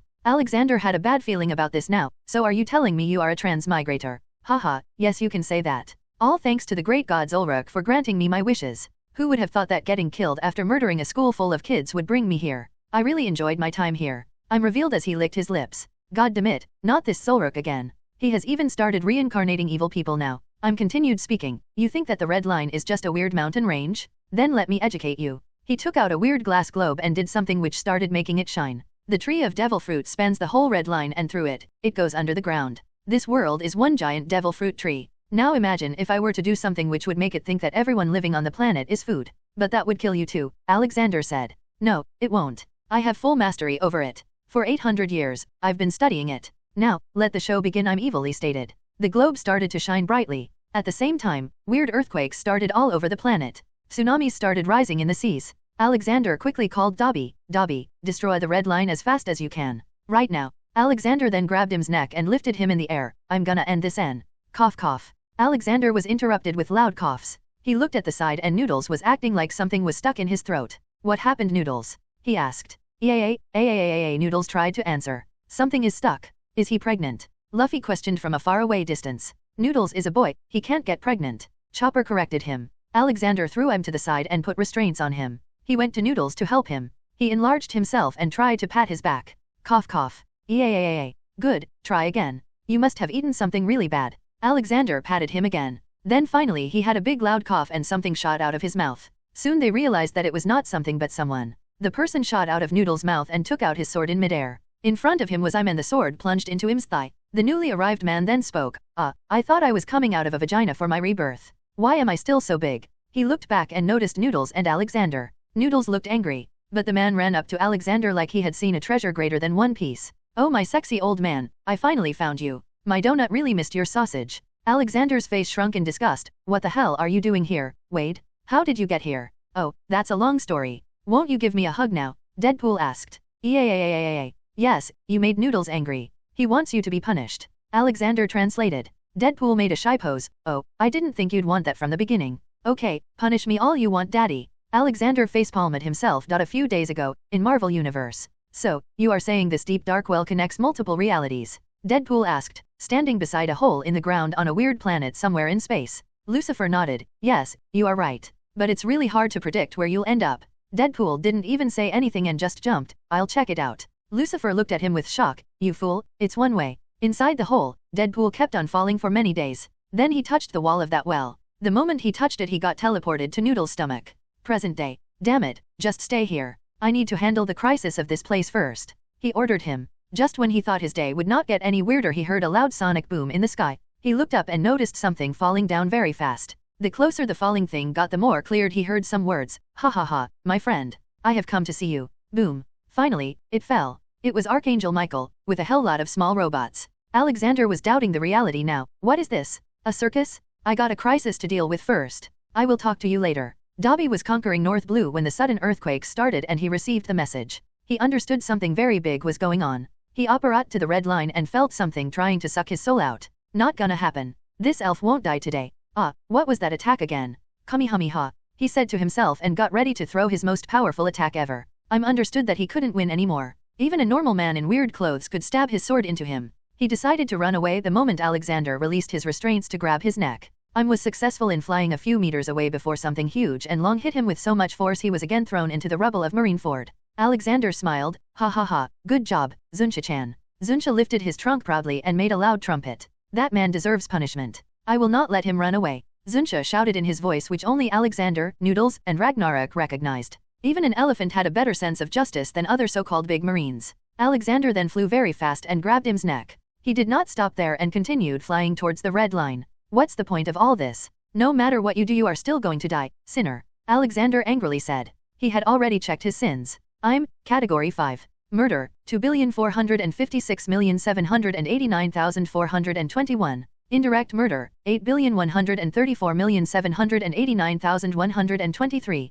Enslavement, 4,123,798,963. R*P, 29,456,789. Torture, 5,134,467,798. Sin percentage, 98%. He bashed them against the red line so hard that they went past it, making a huge hole in it and soon a big chunk of it collapsed. There were many roots coming out of it too. What would happen if the tree consumed you? Alexander asked and took him to Mary Giose, in Pangaea Castle. He bashed through the castle while keeping him in front of him. He knew that the tree must be many floors under so he just kept passing floors until he came to a big open hall. He could also feel a negative pressure of some kind. The tree was huge, but it looked dry. So, what would happen if I were to destroy this tree? You can't do that. The tree has roots spanning the whole planet. I'm told him fearfully. I have many ways to do that. This tree is a dark creature so tears of a phoenix should be fine. Alexander guessed. He took out a bottle full of Barry's tears from one of his movie sessions. He walked up to the tree and poured the whole bottle.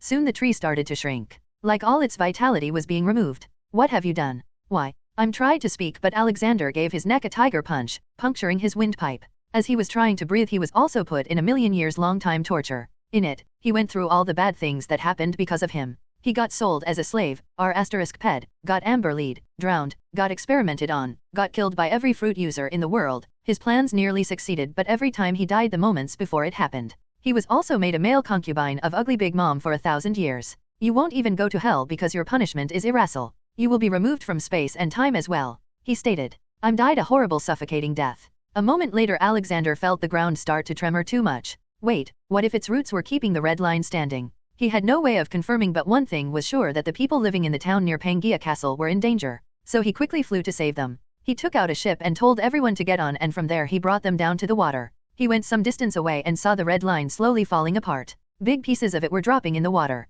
He also imprisoned all the celestial dragons that were still in the castle. After a while, Dobby also came to him. What happened, boss? Everything is good, but I think I mistakenly destroyed the red line. The devil fruit tree is dead now and it was keeping it all together, Alexander explained. What about our devil fruit abilities? Will they still work? Dobby questioned. Dobby quickly tried to use his lightning and it did work. We will not be able to make new devil fruits, but the existing ones will work the same. Besides, who would want to sacrifice souls for these damn fruits? Alexander hypothesized. Sigh. So, what now? The world government is gone, I'm is dead, red line is falling apart. Dobby asked. Now, I will go back and make the elders give a confession in front of the world and I will make a new government. You go back and take over the North Blue. See you later, Alexander said and left with the rescued people. He returned back to Marineford. It was mostly destroyed now. I'm is dead, the red line is falling apart. Soon there will be one unified sea, all blue, he announced. Sanji was extremely excited to hear that. He didn't know if the all blue he read in the book about was somewhere hidden in the world, but now it was a reality for the world. Alexander went to the elders. Confess now and I might just give you an easy death. Refuse and I will make you beg for death. All four of them fell to their knees in defeat. There was no way out for them now. You destroyed the peace we created with so much hard work, one of them growled. Alexander scoffed. Huh, you are still being delusional. Look around you. All this destruction was because of you. The peace you talk about only existed for the selected few who live in that big castle in Mary Gosa. You never cared for the world, so stop this facade and confess. One by one, they spilled all their secrets about various crimes they committed. They told all about the various people they killed, the countries they destroyed. In the end, he gave them a fast death by snapping their necks, though he still gave each of them a 1,600 years long time torture where they were the slaves. He looked back at the camera and addressed the world. I declare this war over. The world government is finished. The trials of various celestial dragons will start in a few days. They will be broadcasted live to show you all their crimes. Also, I am starting a new government with all the member countries. More countries will join soon. It will be called the United Kingdoms of the Sea. The Marines will be inducted into the Golden Justice Army and start protecting the whole sea. One more thing, piracy is banned from now on. If you are a pirate group only interested in traveling and exploring and not killing people, then you can go to the Adventurer Guild and register yourself. But keep in mind, if you are a criminal who has already committed heinous crimes, then there will only be one option for you and you know what it is. There will also be no heavenly tributes from now on. All the expenditure of the government will be made from the taxes already collected from you on various goods. Thank you for witnessing this new change, this end of the era of the demons. He cut the live feed and saw everyone coming back to the destroyed Marineford. So, you are going to be my new big boss? Can I ask for a raise? Garp jokingly asked. Loud victory shouts were resounding across the whole area. The Marines had already thrown their weapons and cloaks away and had accepted the transfer into the Golden Justice Army. Marineford was utterly destroyed. The Red Line was no more. Most of it was destroyed. Especially the part over which Mary Gosa used to be. He was able to secure Reverse Mountain though. It was the only way for common ships to enter the Grand Line without going through the Calm Belt. Other than that, now the whole world was one. Alexander looked at the big elephant. Zunsha-chan, Dobby here will help you meet your friends.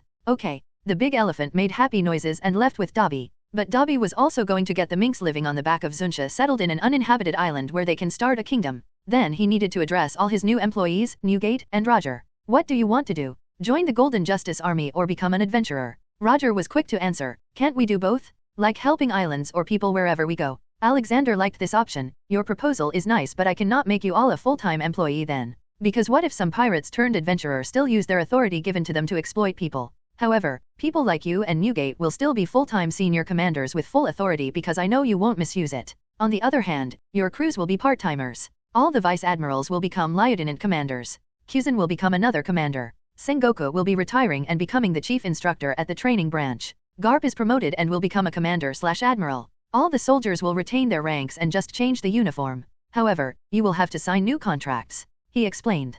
Pirapiro. Alexander picked the Den Mushi. It was the good boy Blue Fang. What is it, Joachim? Boss, huge tsunamis are ravaging the seas. Blue Fang reported. Okay, I'll see what I can do. It's probably because of the Red Line. The water level on the two sides must also be different. He hung up. He looked at the 300,000 soldiers and hundreds of officers. Okay, I have the first task for you all. Get on your ships and go back to your posts. Also, because the red line fell, there are many tsunamis going on. I want you to go to all the kingdoms and islands and make sure everything is okay. If they need any help, then request supplies or do it yourself. I have already set up forts on every island, so you will always find a permanent office to work. Dismissed.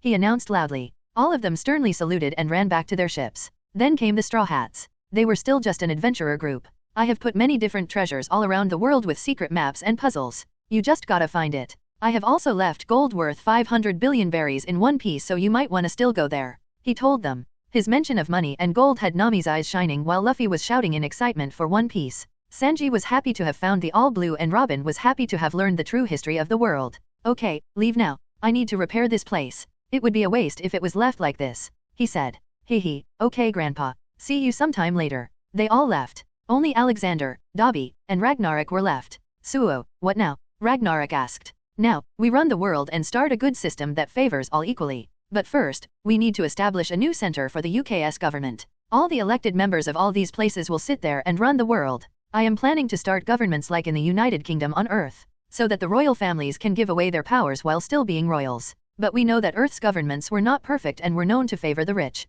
We need to change that. He loudly muttered. Then he used his magic to fix the whole Marineford. It will still be a major base for his army for the foreseeable future. He later went to his new office on that top floor of the pagoda-like building in Marineford. It used to be Sengoku's office. In front of him sat an overly excited Deadpool and a relaxed Archangel Michael. Okay, Wade, what the hell? Alexander asked. Oh, come on. Is that how you are going to welcome your number one lover? Deadpool sent a flying kiss. Ragnarok, who was sitting on the side, made a vomiting face. Send him away, Alex. Or just kill him somehow. Deadpool then sent Ragnarok a kiss too. Wade, you are not needed here. Noodles is also very angry at you, so I am sending you back. Alexander lifted his palm at him and used the same power he used to send his children to other worlds. Wait, why? I need your as. Soon a white light appeared and took Deadpool away. Then he looked at Michael and smiled. How are you, Michael? I thought this universe didn't have an Archangel Michael. Haha, my friend. My existence is something that is constant in every universe you go to. It's just that I don't have much influence on this planet by the same name. Michael revealed. Oh, that's new information. So, what is the reason for this visit? He asked. Not much. Father just sent me here to keep you updated on things happening up there. But you saw that I'm Guy, so you probably already know what I was gonna tell. Michael said. About Zulruk sending evil people as reincarnations. Alexander asked. Yeah, that's it. I'm also going to stay with you now, because I am always connected with my other consciousness across the multiverse, so I will keep on giving you updates. He revealed. Sure, my friend, you are always welcome to live in Fihame. I'm sure you can train Douglas in the ways of angels. He proposed. Michael was obviously aware of the infamous lazy angel who didn't join any side. Haha, I'm gonna have fun teaching him. The Goa Kingdom. On the beach, Barry, Hats, and Douglas were chilling and watching the ongoing war on their large projector screen. Then suddenly Douglas felt a chill spreading across his body. I just had a bad premonition. He muttered scaredly. 3 days later. The world order was returning to normal. Not many things had changed for now. He had not revealed that he'd be taking away powers from royal families and putting them in people's hands. He had invited all the kings to now rebuild Marineford for a meeting and also for the trial of all the remaining 60 celestial dragons. The celestial dragons were nothing but worthless spoiled brats at this point. They were still unable to comprehend the situation they were in and demanded they be released or else they'd show their wrath. Alexander had to knock some of their teeth to drive the lesson in. The whole red line area was also mapped now. As it turned out, the land below the red line was hollow. It was as if the red line was lifted out. But when it collapsed, it fell back down and refilled the empty space. Now, the water displaced by the red line had returned to its original place, decreasing the water level of the world. This made some already existing islands bigger and many new islands also popped up. But there was still no land big enough to be called a continent. There were still many very small remnants of the red line left. Not as tall as the previous one, but still big. They were commissioned to be changed into patrolling bases. One more important thing that happened was that he called for a meeting of the D-clan. It was supposed to happen after the meeting with all the kings. Various kings gathered in the huge newly built hall with magic. Alexander was on his seat at the high table, facing all the kings. Many of them had just recently signed the paper to join the UKS. He started to speak. Okay, first we will have all the old world nobles trialed. Bring them in. His words stopped all the murmuring. Soon all the 60 world nobles were brought in. They were put in sea stone chains. He started judging them one by one based on the records he found in Mary Gosa. For example, there was a guy who was known to kill his slaves while sexually assaulting them. He was also known to have the most slaves in his 120 years of life. About 3 million. The whole proceedings were being shown live to the world. People felt angry and enraged listening to the crimes. For so long they lived oblivious to such happenings in a world they thought was peaceful. Most of the celestial dragons had one or two weird fetishes that made their pleas for mercy look pointless. He sentenced all of them to death. There was no point in prolonging it. Once that was done, he decided to talk to the kings. It was still being shown live. Transparency in governance was one of the major points in keeping evil people away from gaining power. Okay, I called you all here not just for this execution. As you know, I am the current head of the government, but I can't stay that forever. Someday my time will come when I will leave the world. So, I want to start a system in which no ambitious people like I am or the elders can come and take over the world. I want to create a world in which everyone is equal. A king, a prince, a soldier, a farmer, a housewife, a child. They should all be equal in the eyes of the law. No one should get preferential treatment just because they were lucky enough to be born in a better family. Then he dropped the bomb. That is why I am abolishing the rule of monarchy from the world, and a new form of democratic government will be elected. A government of the people, by the people, for the people. Most of the kings and queens in the hall started causing an uproar.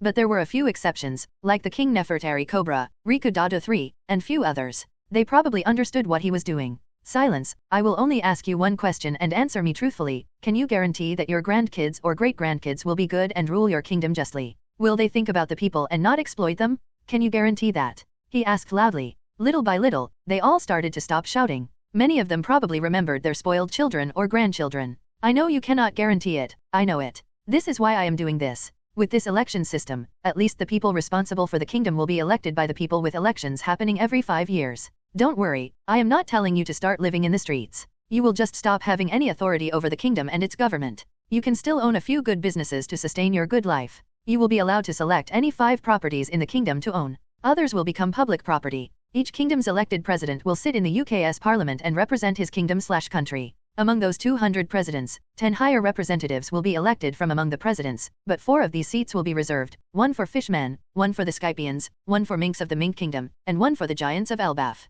Alexander always liked this form of hierarchical government because he then had fewer places to curse. As long as he cursed some high positions, it would make sure the government flourishes for as long as he wanted. He had changed the number of kingdoms from 170 to 200 because many new ones either had come into existence or some countries that weren't a member till now joined him. For example, Wano. Alexander was also not telling them that even if they didn't agree he would still do it. The world had been stagnant for 700 years and he was not going to tolerate any more incompetence. He also understood the greatest problem in the world. That was the difficulty in traveling and communication. For this, he was going to introduce electric engines, though the electricity would be generated with environmentally friendly means. Vegapunk was fast to develop many things for that. He had even asked Shirahoshi to tell all the Sea Kings to not attack any ship in the calm belt. Humans were too small to fill their stomachs anyway, and they probably attacked just for the heck of it. Okay, you will find a document in front of you. Sign it if you agree to my proposal. If you don't, then you are free to go to that room and wait for me. I will talk with you there later, he announced. The first one to jump and go to the room was Starry. The dumb guy didn't even know that his Goa kingdom was actually run by Douglas and he was just a king in name. But others gained confidence seeing him, and another 20 kings and queens left. Unknown to them that Ragnarok was waiting for them there. He would give them a little well-deserved beating and get them to sign up. Then there was Dobby, responsible for obliviating them from the memory of the beating. Back in the hall, once all the monarchs signed it, Alexander stood up and clapped. This is a big moment in history that will be written with golden ink. I declare today as Liberation Day. The day when we all became equal, a day when we received true freedom. This day will be celebrated every year from now on. Thank you all for agreeing to do this. Your people must be rejoicing right now. In the Goa Kingdom, Roger, Ace, Garp, and Dragon had come back. Dragon wanted to see his wife that he had not seen since he and Luffy were being hunted. Even after faking his death, he didn't dare to come to her. Thankfully the world government didn't know much about him, which was why he was able to start the Revolutionary Army. Roger, Ace, and Rouge also had a cute reunion. It was Rouge's birthday, so Roger hastened their return. Ace even brought her flower, though he was just trying not to receive a beating from her. After their reunion, they all gathered at the town center to see the meeting happening in Marineford. Roger and Dragon were happily sitting with their wives. They finally took a relaxing breath after being hunted or keeping their identities secret for so many years. Garp and Ace sat together and drank. I can't believe he made all of them sign it, Ace exclaimed upon seeing the historic event. Garp laughed, ha ha ha, that Starry must have gotten a good beating. Douglas, who was laying on a carpet nearby, scoffed. He also had dark circles under his eyes. He had been working overtime since Archangel Michael came. The man was just too strict and recited the code of heaven at every mistake of his. That damn Starry, even I beat him up once. He had come to me asking for money, he said. Well, I guess the Goa Kingdom will not have a royal family anymore because Starry is too dumb to run a business and will probably go bankrupt in a week, Roger added. Douglas again scoffed, huh, you all are overestimating him. He'd probably lose everything in a week. I can even make it an hour if I help him. Suddenly Barry came flying to Douglas. Run Douglas, Michael is coming for your lessons. Douglas' face lost all colors. He didn't wait for anything and ran away to his hideout in the jungle. Once he was gone, Barry took his place and lazily laid down on the carpet. Soon Michael came. Did you see Douglas? Everyone stayed quiet. But soon someone ratted him out and it was the person they least expected it from. Barry lazily pointed his claws to the jungle. He's hiding there, in a hollow tree about 300 meters in. Michael left. Everyone was shocked by Barry's treachery. But it seemed heavens were angry with him and he received his punishment soon. Amy operated beside Barry and pulled his furry cheek. Why did you skip today's classes, Barry? Grandpa told me to be strict with your studies. Now let's go. You will learn integration today. Barry squirmed and beat his claws on the ground but he was still dragged away. Ha ha ha, it never gets boring with them, Rouge smilingly remarked. Everyone else nodded in agreement. They all had grown too attached to the Universe family that it took a few more weeks for all of the D-clan to gather in Marineford. Alexander had to screen them all and make sure there was no bad seed like Blackbeard. There weren't any. In fact, many of them didn't even know that they were from D-clan before Alexander spoke into their mind. They came just because they were interested. Okay, I have gathered you all here because I have a job for you all. As we know, the D-clan has always stayed on the side of justice and freedom. So I want us to keep on doing this. I will be making an intelligence department in the army. Its job will not just be to help the government gather intel against any threat but also secretly compile all the data about internal corruption. A few D-clan members will have special permission to publicize all that data to the world, so that no wrongdoing can be kept hidden. If even after exposing, no action is taken, another specially authorized member will take care of the culprit. In short, our job will be to keep the government working efficiently. Do not worry, most of you will never have to face any fight. Alexander was going to set up inheritance magic that would always find honest and strong members of the D-clan for jobs. He had a discussion with Garp, Dragon, and Roger. Dragon had decided to head the intelligence agency for now. Garp had decided to stand for election from Goa Kingdom.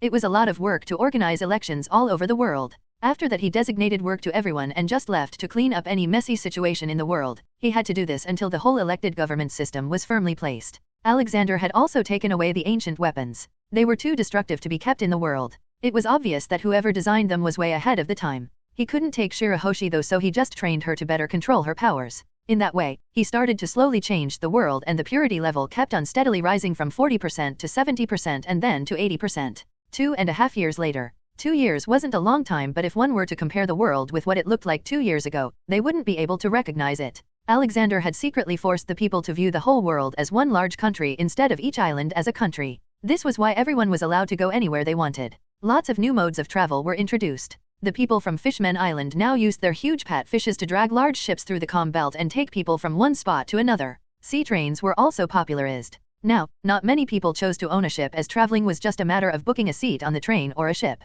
Only the Golden Justice Army, adventurers, and the UK's government used ships. Many were electricity powered too. The Adventurers Guild had gotten really famous too. Even though the risk involved, many people fulfilled their wish of adventures through it, all the while earning some cash. The Adventurer Guild was regulated by the Golden Justice Army and the government, so many quests were put on the board every day that the adventurers could complete and earn. The quest went from simple material transporting to more serious bodyguarding. Even the local people could put on quests. The guild had offices on every island in the world. Also, through Alexander's heavy-handed rule, all the pirates were removed. Most good ones chose to become adventurers. Another major thing happened though. Luffy and his crew found One Piece after their long grinding of solving Alexander's long puzzles, which took them all across the world into many simple and dangerous places in search of road poneglyphs. The best thing was that every time someone would read one of the road poneglyphs, it would get teleported to some other random location and the puzzle details would change accordingly. This meant that one could not just follow a group and also find the One Piece. You would need to work on your own. Luffy was really happy. He was hailed as the first adventurer king. Luffy was kind enough to not take all the money there. He wasn't interested in it anyway. Alexander had also left all the poneglyphs in the world in one piece, so it was a goal of many historians too. Robin was also satisfied with finding it. The entire group took 10 billion berries each from the seemingly infinite hoard of gold. After finding the One Piece, they still didn't disband and kept on looking for hundreds of other treasures that Alexander had hidden around the world. Roger also kept sailing with his crew. It was actually a mega crew because Shanks and Buggy joined them and they too had many subordinates. Roger mostly worked in keeping peace throughout the seas while having fun here and there, visiting new places and exploring stuff. Whitebeard was doing the same. Ace had returned to them. Whitebeard was also the elected representative from SPHYNX Island. The government had been established and obviously, he was heading it. He didn't need to run in any elections and was still unanimously voted to lead. In the past year, he also went to the moon and checked it out. Michael had told him that he found an abandoned city on the moon. So, Alexander came in contact with space pirates. He beat them and searched their memories to understand if there was a greater threat in space. He was proven wrong. The space pirates were people who had also come out of the planet below, but then they lived in spaceships for generations by mining moons. There weren't many of them to begin with, so he found all of them and dealt with them. He also found an ancient city on the moon named Birka, where technology and architecture were highly advanced. The city's name was the same as Birka, a sky island far to the southeast of Skypiea. From paintings on the walls, some of the city's history was revealed. It was home to the ancestors of Skypians, Shandorians, and Birkans, but one day they left Birka and headed to the main planet due to lack of resources on their homeland. They left their creations on the moon, the robot-like creatures named automata. Alexander didn't want someone to come to the moon someday and start making robots so they can conquer the world. So he removed the whole city from there and put it in his dimensional pocket. After that, he returned to the Goa kingdom, because his time to leave was coming near. He had done his job and now there was no reason for him to stay even if he wanted to. Ha ha ha, it's all right. Don't cry, Shirahoshi-chan, I am not dying. He caressed her. But you are leaving forever. She cried. I am too strong for this world and I like exploring.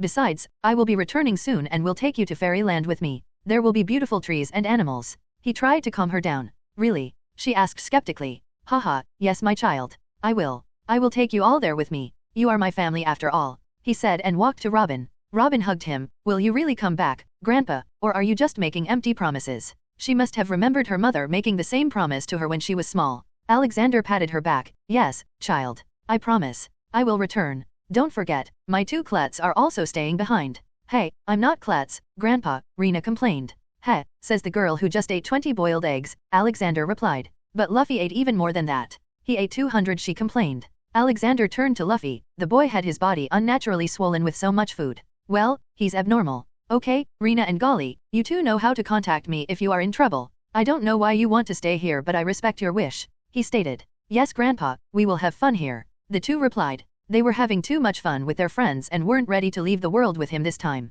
Alexander then looked at Roger, Garp, and Dragon. I am leaving things under your care now. Rest easy, old man. No need to worry, my fist of love will keep the world safe. Garp interjected. Garp was initially turned into a sad old man because of all the stress that Ace, Luffy, and Dragon gave him. But now he was as happy as ever. Then his time came. Okay, everyone. I will see you soon. It's time for me to leave and I wish you all luck. He waved his hand. Soon a smooth white light fell from the sky and took him with it. Ah, a new era begins now, Roger exclaimed, seeing him gone. Yes, and we are at the forefront of it as its drivers. Let's make sure we don't disappoint him. Dragon added. Garp looked at where Alexander stood a moment ago. Sigh, I'm going to miss him. Everyone nodded at his words. While Alexander was going through space, he was able to look at the whole multiverse at the same time. It wasn't anything definitive but just glimpses. He looked away at the vastness of the universe and noticed that something dark was very slowly consuming the sparkling space. Huh, it must be the region of that Zulruk.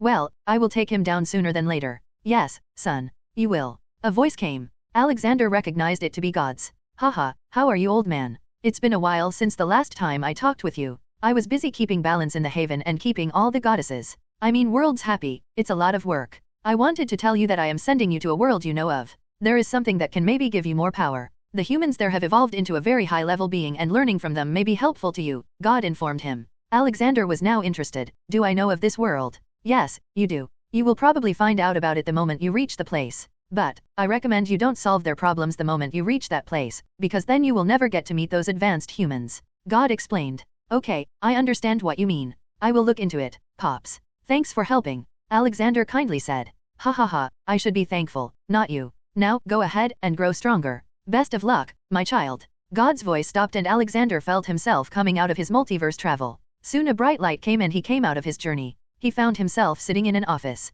He was alone. Soon Dobby came out. So, where are we now? Well, I can see normal electrical appliances, so we are surely in some modern world. Alexander guessed. Knock knock. A woman opened the door and came in. Dr. Universe, Dr. Dobby, the meeting is about to start. Okay, we're coming. He replied. As soon as she was out he took out his phone and checked for his background. He read out loud for both of them. Well, it seems we are both scientists at NASA. I am also the world's biggest food provider with my gigantic underground farms and also the only investor in NASA. Let's go to this meeting, Dr. Dobby, and see where we are. Dobby followed him behind and they came to an office with a big oval table in the middle. Many people were sitting there. It seemed he was already late and he also started to have a small idea of where he was. He saw a man and a young girl in his arms, probably father and daughter sitting on the one side while the others sat on the other. The moment he entered they all stopped talking and the oldest one of them stood up. Cooper, I would like to introduce you Dr. Universe, the chief researcher of this project and also the man funding us. Without him, there would have been no NASA. Alexander now knew where he was. He was in the movie Interstellar, and from what God said, he supposed he needed to meet those fifth-dimensional beings. Cooper stood up enthusiastically and shook his hand with him. It is an honor to meet you, Doctor.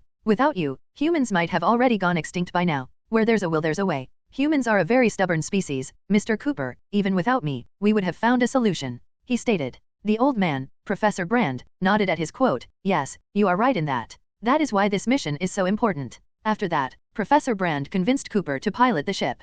Cooper was ready, but he had a question. Professor, tell me about Dr. Universe. Why is an old man like him being sent on such a dangerous and long mission? Will his old body even be able to face the pressure? Professor Brand smirked. He is many things, but weak is not one. The world may see him as the richest man, but in reality, he's a man of science. A science that is way ahead of its time. Which is why he has decided to go on this mission to personally try to get in contact with whoever put that wormhole there. You will be responsible for finding the world, and he will be responsible for understanding how they put that wormhole there. If he is successful, then we might not even have to leave the planet. All these are different plans to ensure the survival of our species. Sigh. Let's hope he is successful. I like this planet, Cooper said and went to find his daughter. A few days later, they were launched into space. Alexander simply made the aircraft have extra seats for him and Dobby. Dobby and Alexander also had to make themselves normal human-sized for it as well. They went ahead and passed through the wormhole. Alexander didn't even move when the weird figure appeared near the wall of the ship, as he knew that this was not the fifth-dimensional people he was looking for. Alexander let the events happen as in the movies. Finally, they came close to Miller's planet, but Alexander and Dobby went with the landing team as they didn't want to wait years for them to return due to the time dilation. They left in a smaller aircraft. Alexander and Dobby were replacing Dr. Doyle. Alexander looked at the black hole from the window. He could seriously not feel any bit intimidated by it. It would have been a shame if he did. He was a being who ate black holes and quasars to grow stronger and had killed universe-ending aliens. As they sat and went towards Miller's planet, Romilly gave his 2 cents about how nothing comes out of black holes and they held the secrets of the universe. Dobby just rolled his eyes hearing that. He had seen Alexander entering and exiting black holes like he was walking in a park. They soon came to the planet and looked for Dr. Miller. They only found the tidbits though. Dr. Brand went to get the stuff while Alexander and Dobby admired the huge waves coming towards them. How tall do you think they are? Dobby asked. I'd say a few kilometers. Alexander shrugged. Cooper heard them talk and asked, Hey, what are you talking about? Waves, they are quite big, magnificent, Dobby replied. Waves. Cooper sounded confused. Then he looked out of the window from his seat. He suddenly realized what it was. He quickly contacted Dr. Brand. Doctor, come back. That is not land, it's water. Those are giant waves. Alexander had to use his magic to pull her back. She was too dumb to realize that if she died then there was no point in coming. Their whole journey went as in the movie, then finally came the moment of truth. They were falling into the black hole. Alexander scoffed at the fact that if it was a real black hole then Cooper would have died even before he passed the event horizon. The dust would have pierced the ship and the suit. Then they fell into a weird library. They were separated while falling. Alexander then found Cooper in a corner looking at his daughter through the wire-like walls. Why don't you talk to her? He asked. Cooper was pleasantly surprised to see him. He even shed tears. You're alive? Thank God. Haha, of course, I am. It seems we are in a fifth-dimensional place. Time is a physical construct here. Everything happens for a reason, Cooper. Why do you think this whole place is showing different events in your daughter's childhood? He asked. They want Cooper to pass on a message. Tars interjected. Yes, that's correct, Tars. Alexander agreed. Find a way to send the data that Tars gathered to your daughter. Maybe she won't understand it now, but in a few years she just might. Alexander suggested. Cooper then had the idea of using Morse code and fed it to the watch. Meanwhile, Alexander and Dobby looked for a way to meet the fifth-dimensional people. Soon, Cooper was done and the library started contracting. But Alexander was sad. Damn it, I couldn't find them. But then suddenly he found out that only Cooper disappeared with the library. He was instead transported into a different plane. It was really hard to describe. There was no sense of direction, distance, or time. Then he saw weird figures moving towards him. Finally. Hello, everyone. As we wrap up this video, I want to share a quick note. I have a Patreon account. If you'd like to support me and enjoy on-demand audiobooks, you can become a Patreon member. Alternatively, you can check out my Google Drive link, which has 500+ novel audiobooks available through my Ko-fi or Patreon shop. I appreciate your support.